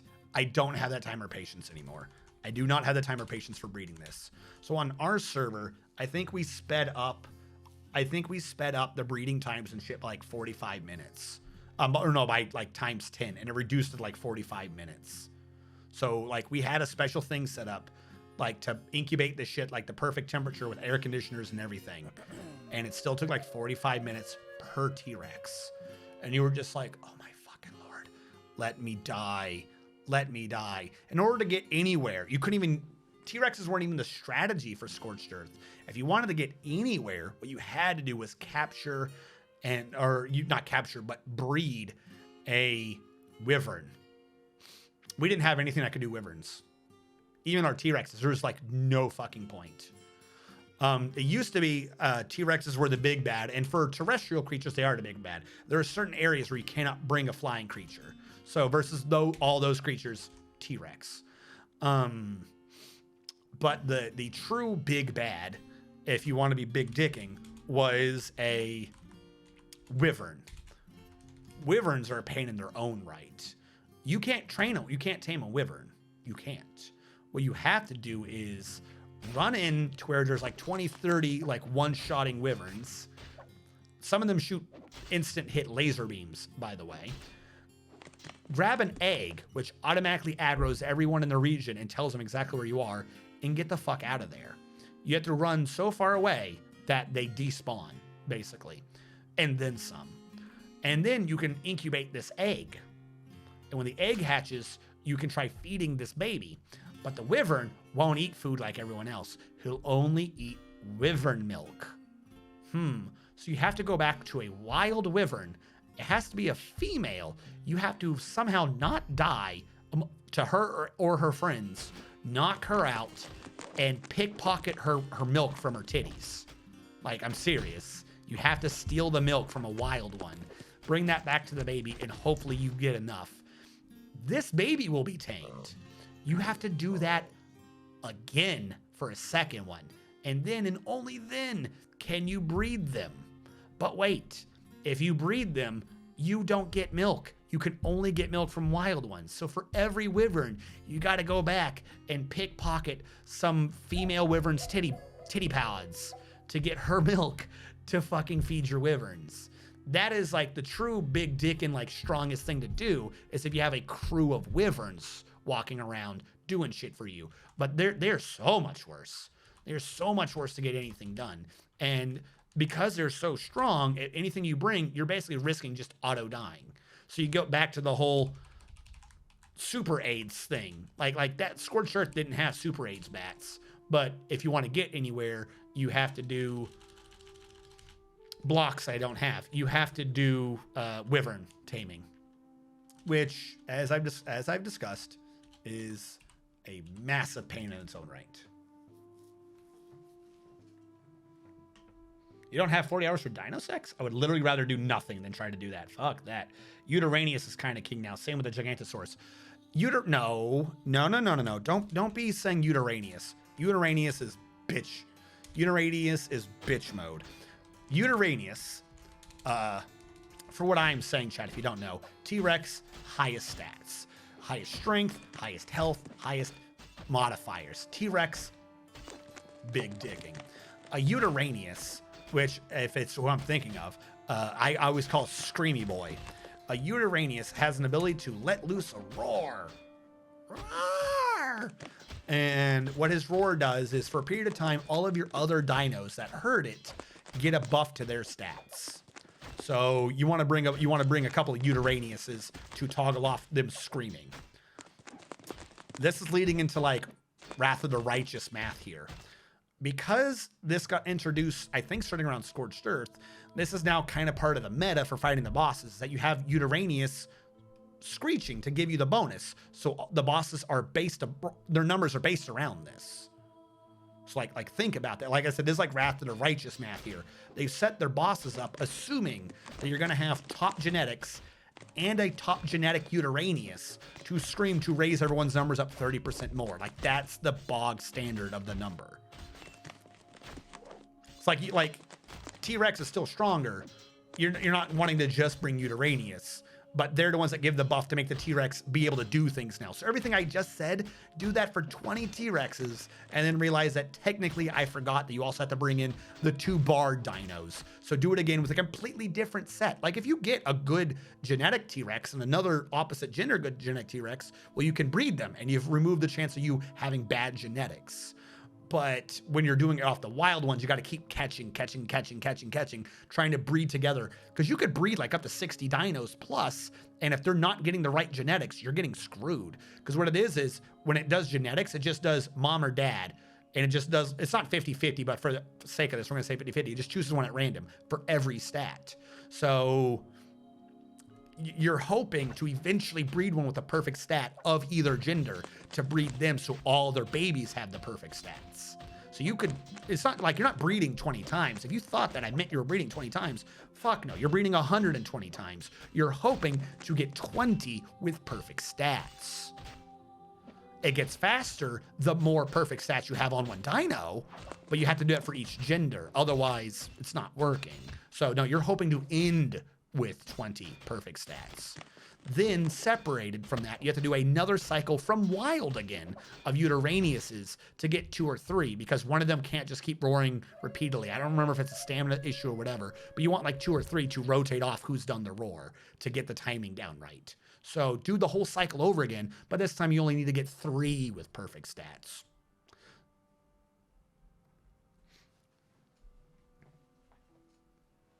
I couldn't get in the arc before. Now I really can't. The nest part is he hasn't even started on mutations. Oh my fucking Lord, I forgot mutations.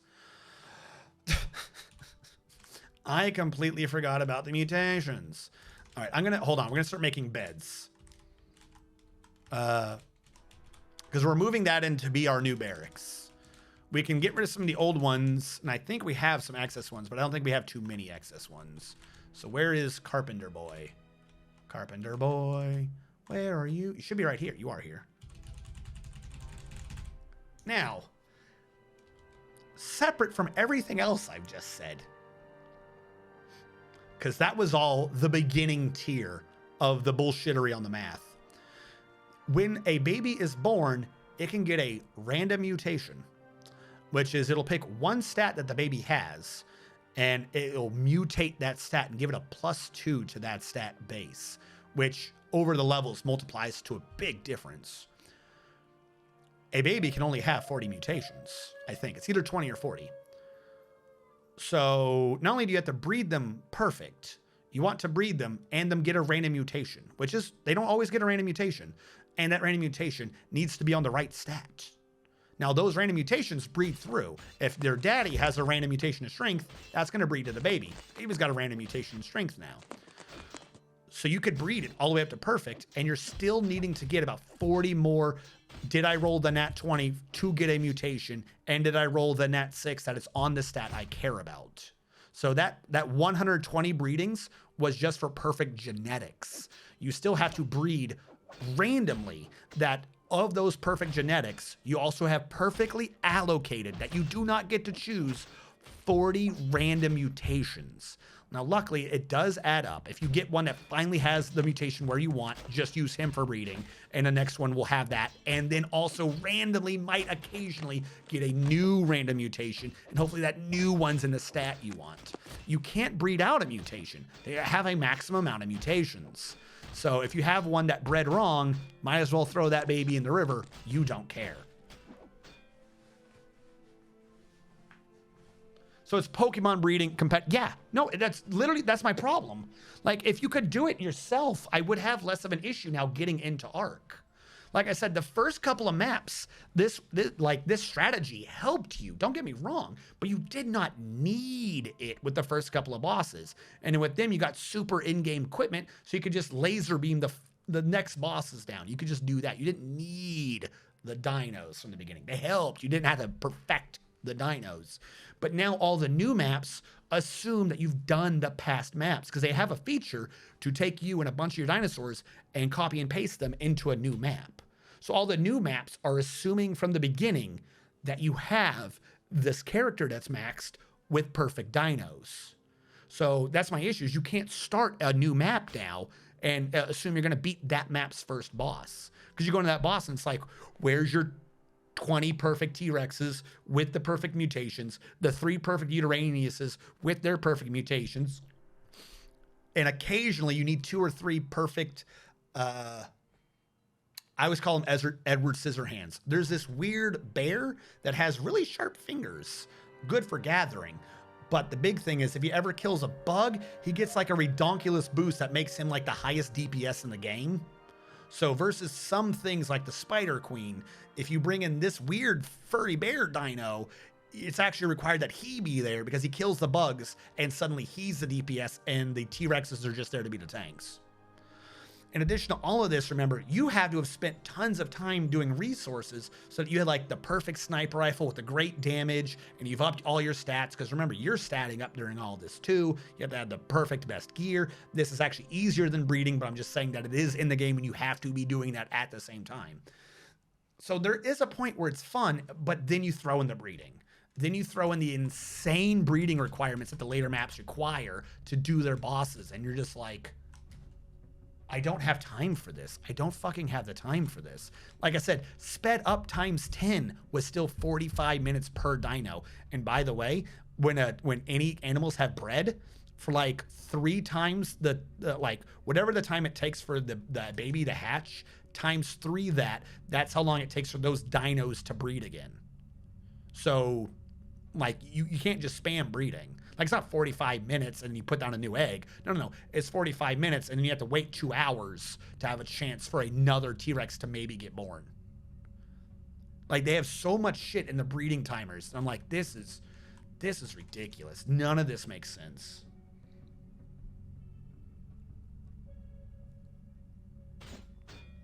So, like, when is it fun? So you go out there, you knock out dinos. You're like, hey, dino, he's got good stats. You bring him with you to go kill other dinos. That part's pretty fucking fun, because you slowly capture stronger dinos on the map to go knock out and tame dinos. Like, that part, other than, like, say, the redonkulous time for it. Like, if it takes you 10 hours to get a T-Rex, is assuming regular time, and you didn't have to worry about the mutations or anything like that, then you're big dicking. Like, that 10 hours, that used to be like taking on a raid boss or something in an MMO. Like, that used to be like a, look at our fucking guild, we got a T-Rex. And you have like 1 or 2 or 3 T-Rexes, and you're just big dicking on anybody that's on the map or anything. Like, that was great. And then it became like, the standard was you had to have 5 to even be considered like average. Then you needed 10, then you needed 20. That's what's like, when it was fun is when you didn't necessarily have to breed them. Like, the breeding portion that made yours even stronger was like prestiging in Call of Duty. Like, you've already beaten the game. You've already done it. But now you just want to rub their faces in it. That's when the game was fun, is when you didn't have to do that, but doing it made you better. All the later maps now require that base. Like, imagine if you're doing Call of Duty. If you didn't know, in Call of Duty, if you level up to full, you can prestige, reset back to level 1, and do it again for like extra social points. But now imagine if you did that. You poured in tens and hundreds of hours to prestige, and you finally hit max prestige, and then the game was like, okay, finally, I'll let you play the game. And it turned out the whole time you were just grinding on bots. Like, you cannot play against other people. You cannot be competitive versus the shit that they have programmed into the game unless you've already done that. That's when it's like, this is not like shooting people. Maybe you want a prestige for like, haha, look at that, I'm so good. I've actually played this game so much that I've maxed out my character 3 times because look at my little prestige times 3 bonus. fuck you. But then if you enter the game and you're like, man, I want to play with my friend who's prestige twice. Oh, sorry, you're not allowed to even play in multiplayer until you prestige at least twice. Like, your friend's not good. He's just like basic bitch level now. Like, that takes all the drive out of wanting to play the game and or prestige. So like, it is fun when you're at the beginning thing. You're like, all right, I want to knock out a dino. I want to explore the map, do the crazy cave things. All right, cool. Now we have this dino, because you can ride on them. You can ride on flyers and shit. This dino has this ability. That dino has that ability. Wow, this is cool. Do this base. Fucking get a Triceratops to help you take out trees faster. And that shit is fun. It is. But like I said, but that's not when breeding is hit. Once you have to breed, then you got problems. You're like, oh no. Oh no, my dino's not good. My dino's not good enough. What do I do? And it just blows.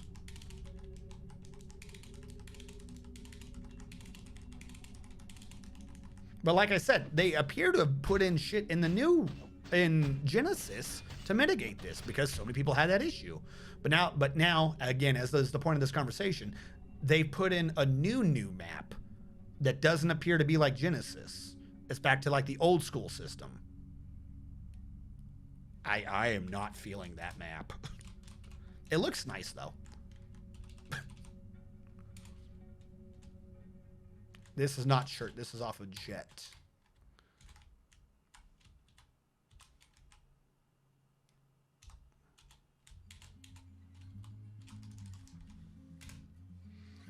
The arms race is real. Tiny Tyrannosaurus aren't really, but I saw gigantic inflatable Santa earlier when I was out. Once you have to breed, then you got problems. You, sir, are a modern day philosopher. Well, like I said, because the mutations thing wasn't in the game at the beginning, I don't think. I don't remember mutations being in the game when it was released. So, like, you didn't have to worry about that. Now, the timing thing was still there, and that sucked. But like I said, back then, getting that T-Rex was kind of it. And the more, like, at that point, it was just who had more T-Rexes, who had the guild that had the most time to sink, to have 3 T-Rexes are better than 2 T-Rexes, 4 are better than 3. And if you had less T-Rexes and were able to overcome it with your teamwork and like rifles and shit like that at range, and then like, all right, there's a thing to overcome. But now when it gets to a point where it's like, oh, your T-Rex only has 50,000 HP? What did you waste your mutations on? Strength? What an idiot. My T-Rex has 2 billion HP. Like, oh my...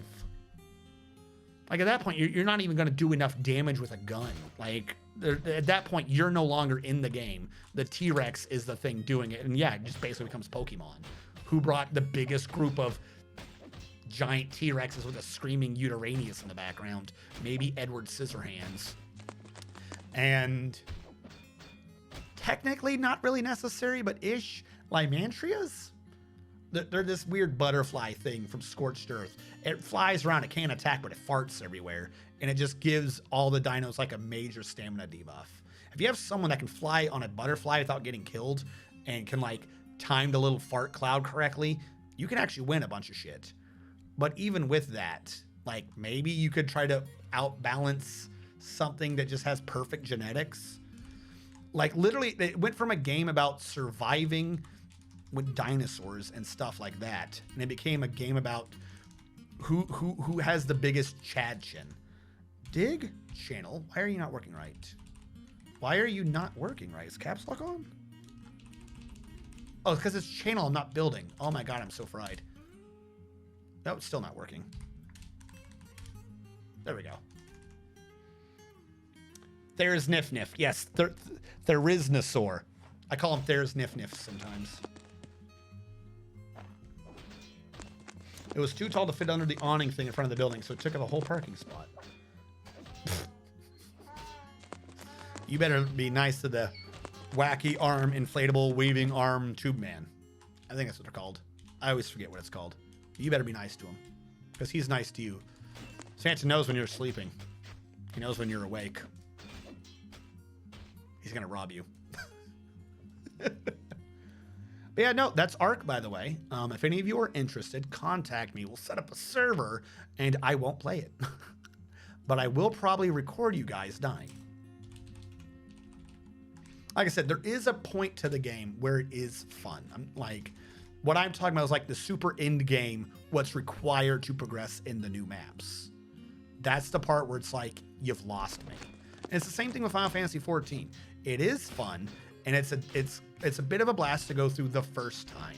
But once you've gone hundreds of hours into that story, you don't want to start that story over again. There are people that have multiple characters at like end game. I have no clue how they did it. They had to have paid. They had to have paid to skip the beginning in. There's no other fucking way. Like, I have no clue how they did that. Caps lock is on. Especially if they're doing all the side stories. Oh dear Lord, if they're doing the side stories.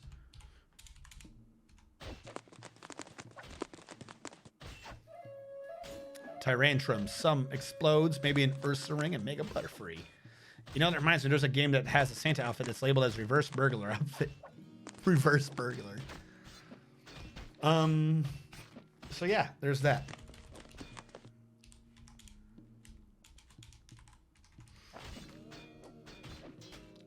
So now that we've said this, raise your hands. Who thinks that they're going to go out and buy Ark right now? The goofy thing is, they're kind of resetting it-ish. So I might play... Excuse me. I might play the new one. They have announced... This is what confuses me. This is why I'm confused. All right, so they did Genesis 1 and Genesis 2, which is basically like the entirety of all their maps compressed into 2 maps with like new progression system and everything. Okay, fine. Then they announced Ark 2. Okay, new game, starting fresh with the mechanics, meaning that they might have fixed some things and there's somewhere to go because it's the new beginning of the game. You're not expected to have beaten the previous maps. And then they announced the new map. I think they've announced 2. If what you're saying is this new map is an official map, I thought they'd also released a fan map. So they've now released 1 or 2 new maps on the original Ark. But why are they doing that? They're supposed to be programming Ark 2. And like I said, it's gone back to the old, this is an official style map and you better have done this. I'm just like, I don't understand what you guys are doing. I have hopes for Ark 2, but I don't know. They've like gone backwards in Ark and it baffles me. I liked Dauk you could destroy the story or skip it and be max level in about 6 hours. No. DAOC. DAOC. Dead Animals.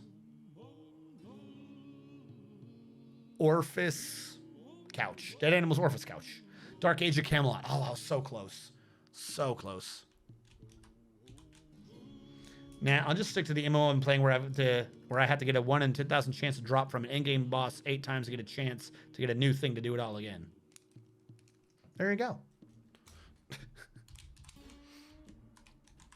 I mean, like it's kind of a joke, but that's kind of literally what it is. The problem is it went from a co-op PvP game to now it's almost requires like MMO levels of time.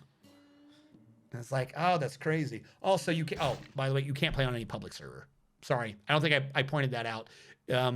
More often than not, if you play on a public server, there's like a bunch of Chinese hackers or something on it, and they'll run around and they'll literally just one-shot, headshot you from the other end of the map, and they'll just kill all your dinos.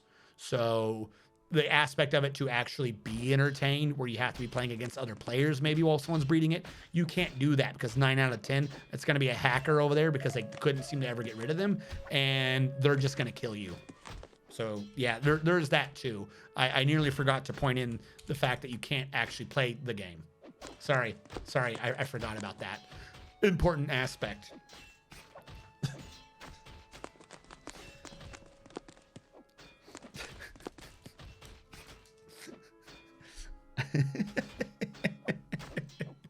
Sorry, did I bury the lead on that one?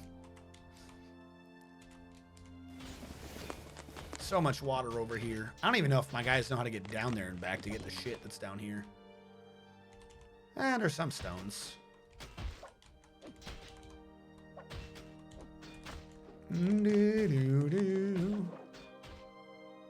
Uh-oh.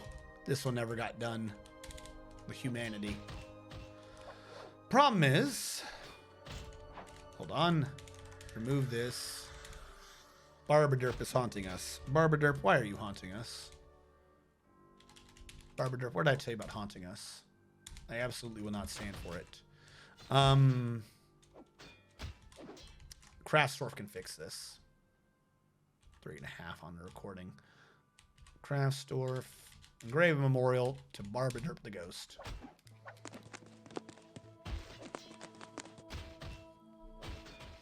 Ooh, but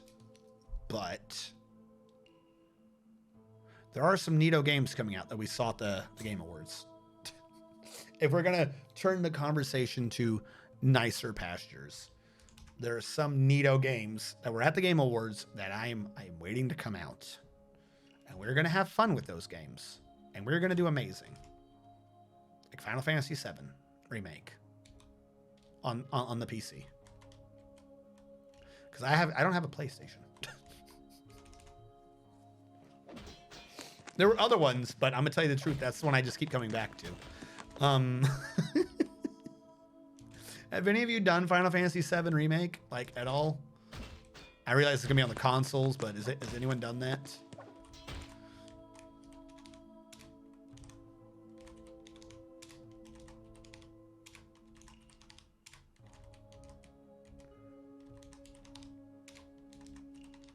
I should probably just make these one by ones. I don't know why I'm trying to space them out. I know they all have to be together. I don't even know why I've been doing this. This is dumb. We know exactly what's needing to happen with these damn beds. There's too many people. They're going to have to be close together.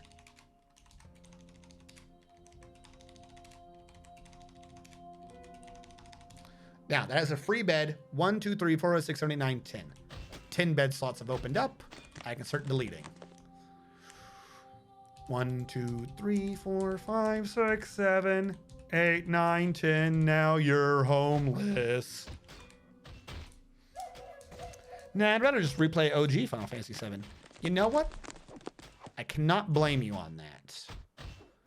Because the remake is only like part of the OG's gameplay. I cannot blame you on that. At some point you get caught. I'm not gonna lie though, the graphics do kind of win me over. Also, I like Final Fantasy games. Other than 13. And 13-2. And 13 Lightning's Revenge. Or Return. Who the fuck cares? Other than that entire cursed line of video games. I like me the Final Fantasies. I tell you what though. If they're not going to do it not till after they finish Final Fantasy VII. But if one of these times they reveal that they're doing a Final Fantasy VIII remake, I'm buying champagne for everyone. We're all gonna fly to where I am, and we're just gonna get blackout drunk. It's gonna take 20 years before they even. The sad thing is they're not going to do it. Like I said, when I did the Final Fantasy VIII Let's Play, where I explained the gameplay of it, too many people just did not understand the mechanics of that game, so it's not loved as much as the other ones are, like, at all. Final Fantasy 9 probably is. I think 9 is going to get, like, the remake treatment, but they'll probably skip 8, which is such a bummer.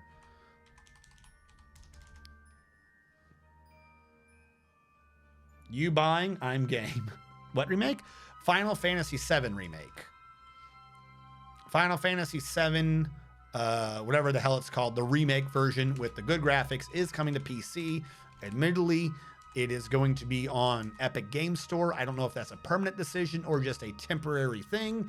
If any of you are like, I'm not going to get it on Epic Game Store, I'm fine with that. I understand you guys completely, but I have admitted more than once that it is one of my great weaknesses, one of my biases, that I'm basically a Final Fantasy fanboy.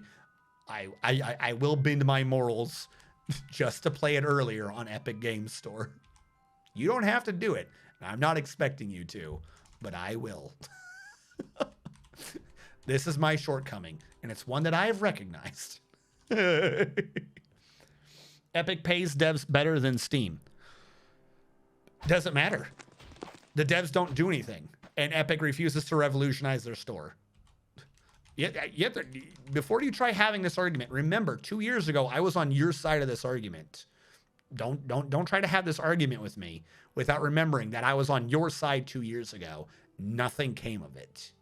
I don't you memory hole that. Don't you forget that I was on your side of this argument 2 years ago. Nothing came of it. They had 2 years. They failed. I'm sorry. I am no longer going to try to hold up the this is better for game devs flag. Let's see what they can do with this, because Epic dropped the ball and refuses to do anything. Sorry. I tried. There's only so much I'm willing to do. If they're not going to do it, then I'm not going to care either. Units up bedrooms 11. Unknown bedrooms 13. All right, it's all the new ones. 1, 2, 3, 4, 5, 6, 7, 8, 9, 10.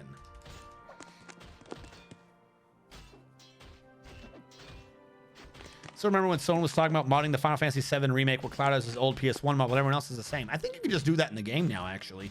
Epic changed their store less than Steam, and at current rate, we need about 90 years to match today's Steam store. That's kind of the issue. When it comes to things like that, hold on. When it comes to things like that, again, you know, if I can't understand what the decision process is, then you kind of have lost my support. You're coming into a market where you know what is expected at a storefront. If you go into, I'm trying to name stores here. If you go into Walgreens, Food Line, if that thing's still around, freaking Walmart, probably not Target. Target's slightly weird. I'll give you Target. Stop and Shop, Shaw's, any grocery store style thing, you're going to have the same layout or about the same layout, because the psychological storefront has already been determined.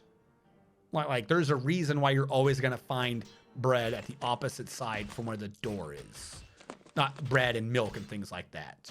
There's a reason why the food and stuff is put out in the order that it is. So if you're a store in this day and age and you just decide not to do that, it's kind of weird. Like, if you're not making as much money because you're not doing what the stores have already determined makes the money, that's kind of weird. So when it comes to like a digital storefront, if anyone recalls when Steam first released, the OG Steam was garbage. When Steam was originally released, it was basically just there because it got you like some of the basic games that Valve released. That was it. And everyone's like, this launcher's kind of stupid, but you know, whatever. I can play my 3 games, doodle-a-doo. Like, it released garbage. Steam laid the groundwork for what works in that style of store. It did. So if you're going to hit the market, you need to do one of 2 things. You better copy the fuck out of Steam as close as you can legally, or you better revolutionize somewhere. What you absolutely cannot do is basically release your store the way Steam did, like when Steam released it. Like you can't. It makes no sense to me. Now, when they first did it, I was willing to give them that rope. Like, here you go. I understand. You know, this takes some back end stuff that you don't know yet. You have to make sure your stuff is stable. Fine.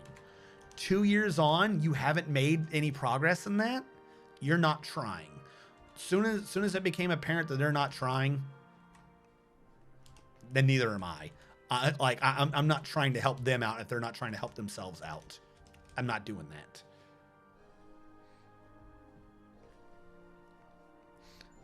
Hey, Radu. Food Lion's huge in a lot of areas. Moved more upscale in a lot of them. Shit, I don't even remember. GOG has similar issues. Hold on. Let me give you Radu. Shibaka. Definitely a wizard, everyone.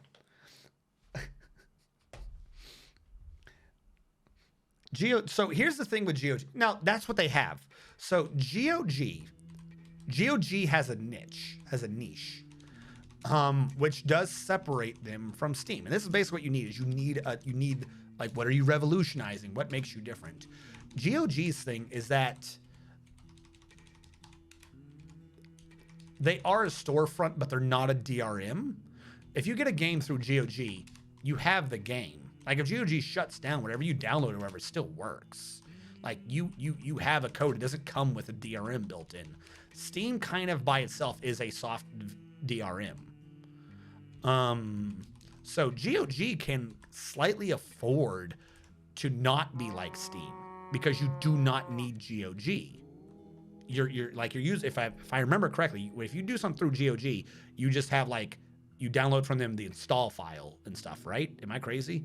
But then like after that, it doesn't require you to be on GOG to run. Steam, you can get around it for like a little bit of time, but eventually Steam has to phone home and be like, is this person allowed to be playing this game? So like that's the shtick to GOG. GOG can afford to, for the people that care about the DRM that much. That's what GOG has going for it. That is a thing. They're doing a trade-off. I can understand that. Epic Games' only trade-off is basically what you've pointed out, which is that they do a free game. Now, what is the free game? GOG is basically paying the bare market minimum thing to the game company to release their game for them. So basically, GOG's big thing is, well, we could revolutionize, or we could just pay our users.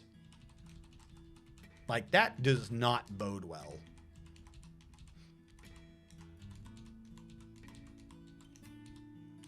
Like, that's kind of weird. The amount of money that they're paying to the companies to release codes of their game for free, that they're not putting into just upgrading the storefront, makes, like, that's not a niche. They're like, that's a weird, that's like a behind the scenes, like, what is your thought process? Well, this year I could put $1 million into making sure I have an improved storefront, and that my games are really easy to access, and that everyone can play with each other. Like, we just improved multiplayer and a lot of the background stuff, and we just made it a really nice experience for everyone overall. And we've transferred some of the savings to the actual game devs so that they make more money, thus improving the market. Did you do that? No, that's just what I tell myself I did. What did you really do? I sunk $1 million into just giving out some games so that people would look at my storefront occasionally. It doesn't make sense. Hellfire Skyrim III has bestowed the name Onalem Adek upon an iron shield. It doesn't make sense to me. Like that doesn't make me have faith in the company. Because if that is what they're doing, like, that's not a long-term gain. What that is that is a constant repetition, it is a constant repetitive application of a short-term solution. Okay, so if you think about it this way, let's change this around. Let's say if this was a game dev and they released a game, they're like, all right, here's what we're going to do. We're an alpha, or like, you know, like you've given us a Patreon, right? Not Patreon, Kickstarter. You kickstarted the game. They said they were going to release it January. January comes around, they don't release it yet. Ooh, they missed their deadline. We're sorry, they say. Don't get a refund. Here's what we'll do. We promise that for this month, all of you who pre-purchased the game, what we're going to do is we're going to give you an extra shiny dog when the game launches. All right, you think to yourself, I like an extra shiny dog. I'll forgive you this month. Next month comes around, they still don't have the game. But we have a video. We finished programming that extra shiny dog. So for this month, we're going to give you an extra shiny cat. Don't get a refund. And the next month comes around and they reveal a video, and it's a real nice looking shiny cat, and they programmed an extra shiny cat. But this month they still don't have the game yet. But please don't get a refund. Next, we're going to program you an extra shiny lizard to have. My point being here is that every month they're spending development time making a new shiny animal instead of just finishing up the game. Financially, that's what Epic is doing. They're essentially kicking the can down the road. They don't have to improve the storefront because every month they can get their numbers to go back up and be like, oh, look at all the people who use our storefront this week or are playing our games, because they've just released another game for free. But financially, all this means is they're sinking a lot of money in to just buy you back instead of sinking the money into just improving the damn store. Like, I don't have faith in a company that doesn't have the long-term forethought to just fix the damn store instead of for 2 years constantly making another shiny animal. That like free games are nice and all, but that doesn't solve the problem. That's all they're doing every month. They're just picking a game that they think is going to bring everyone back in. They release the game for free, so everyone comes back to their store, downloads the game, plays the game that month, and then their numbers jump up. And they're like, look at all of our concurrent users. If they weren't releasing that game, how many concurrent users would Epic have? Not a lot. That game is what's bringing everyone back in, so their numbers look higher. That's it. So instead of fixing the issue and improving their store so that they could just have higher numbers, they're literally buying a user base. They're basically doing the buy views now, Epic big views, bigfollows.com. Epic has bought bigfollows.com. That's basically what they're doing. They're just paying money so that they get the views back in every month. That is not a sensible strategy. It's nice on our end to be getting the game. Don't get me wrong. I'm not saying but is that good for the future of that game platform? Does that make sense? It doesn't make sense. And in the long runs, that's not helping the devs either.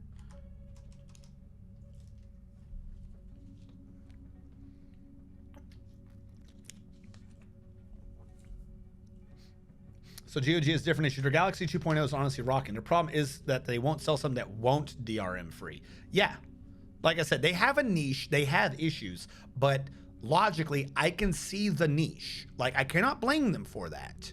Like, I don't necessarily think it's it's going to work well, but it will work.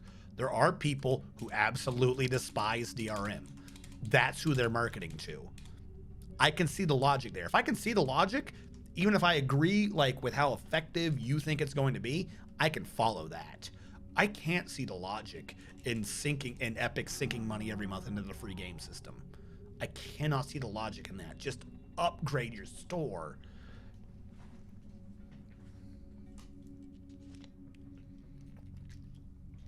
What's that mobile game that does that with adverts? A lot of them. Yeah, basically. It doesn't make sense to me. Now, Epic can get away with this because of Fortnite. That's basically what it is. Players who sink money into Fortnite are essentially subsidizing your free game every month. And then you playing that game every month is making Epic look like it has bigger numbers. So Epic has bigger numbers, bigger stocks. They can basically do bigger deals because they say, look how big our company is. Bigger deals get some more tie-ins on Fortnite. More tie-ins on Fortnite give them bigger players give them more money. They take the money, they buy you to raise their numbers in the store again.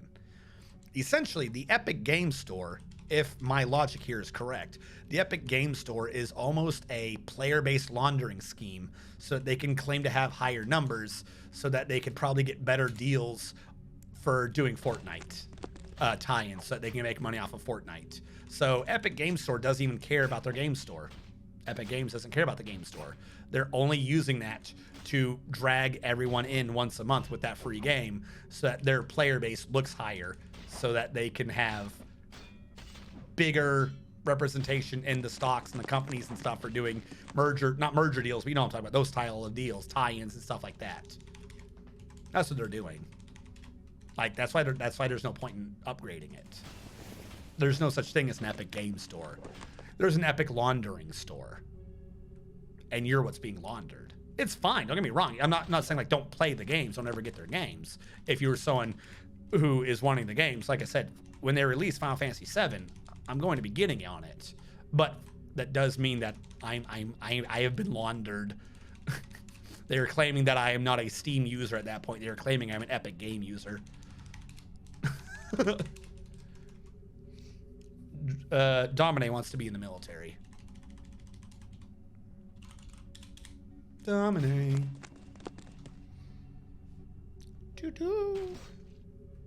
I want to be in the military. I have 3 sets of push-ups remaining. How long do I have to push?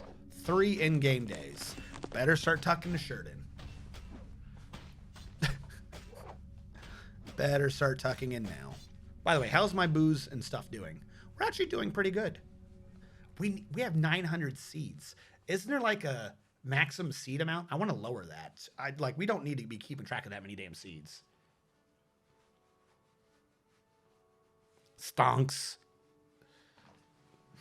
When are we going to invade the goblins? I don't know. We keep losing our military to drowning. Probably when our base stops collapsing and killing everyone. 35 units without bedrooms, 38 unknown beds. Well, you guys should start moving over. Please. Please figure this out. This farm can go away.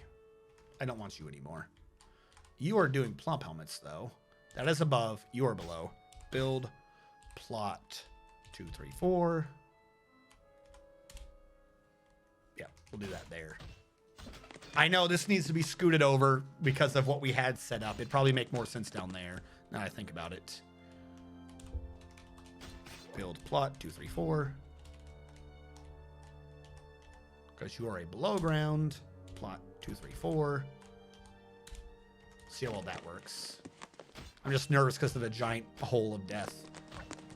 How do we get down here anyways? Oh yeah, we have like 1 or 2 ways to get down here. That needs to be fixed. Plurp harmlets. Oh boy, the plurp harmlets.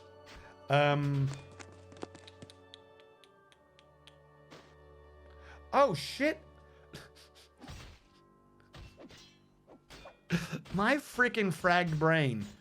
I kept looking at the recording time, being like, all right, we're coming up on 4. I'll end the recording. We'll have 1 more because I'm in like Wrath of the Righteous mode. It's midnight. We're basically done. All right, we got push-ups to do. I haven't started making sure my projects were closed. You guys got me so invested in my conversations, I completely lost track of time. Yeah. 1, 2, 3, 1, 1, 2, 2, 1, 2, 3, 3, 1, 2, 3, 1, 2, 3, 5, 1, 2, 3, 6, 3, 7, 1, 2, 3, 8, 1, 2, 3, 1, 2, 3, oh. 1, 2, 3, 1, 1, 2, 1, 2, 3, 3, 1, 2, 3, 4, 1, 2, 3, oh. Not gonna lie, I did the last one rather shittily, but I had to crank out 15 in a row.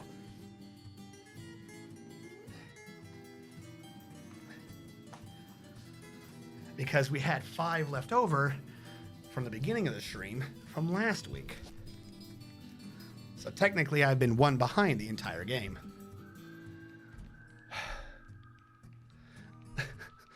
Was not prepared. I'm not gonna lie. I don't know what I don't.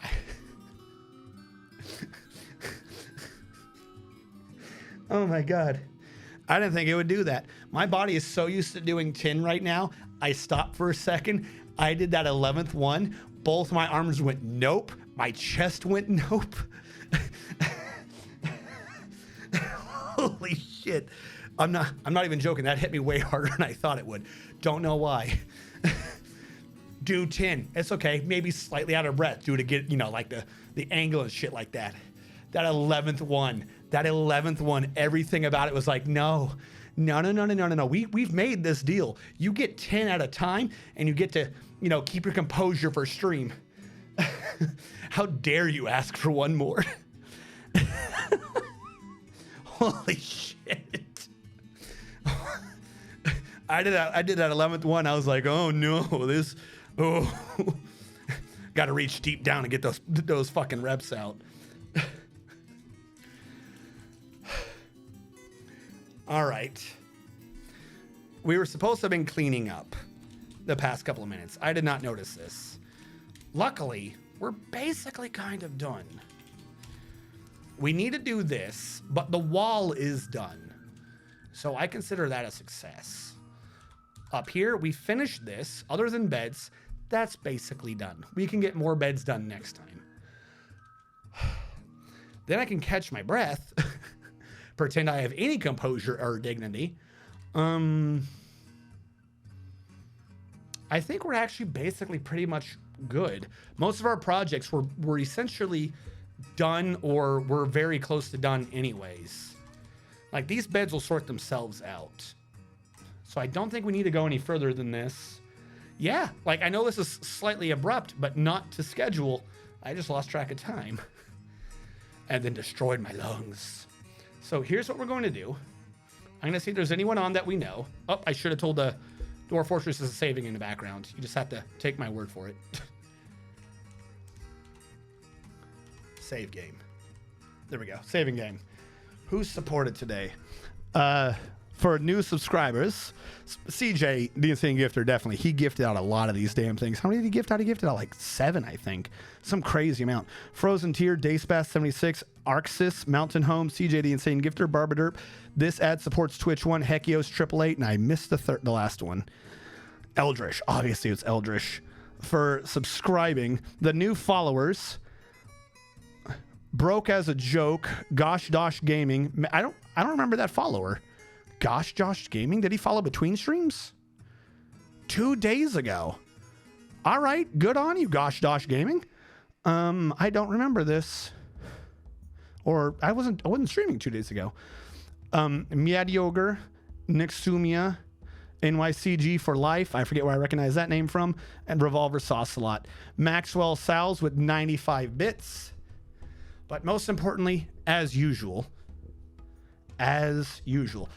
you guys know me, I'm a numbers man, and the number that I really, really, absolutely, truly care about is just eyeballs. Sheer eyeballs.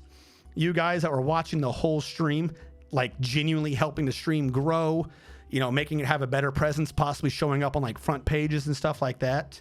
Thank you all so much for tuning in, for sticking around, for chatting with me, particularly as I went off the rails. I know there were a few times we lost a few viewers because I was just babbling, but you know what? A bunch of you stuck around, and that's fine because I'm always going to be babbling. So those of you who stick around doing that are truly the greatest. Other than that, everyone, I want you guys to all stay safe this weekend. I will see you on Monday with Wrath of the Righteous. Everyone have a good night and a great weekend.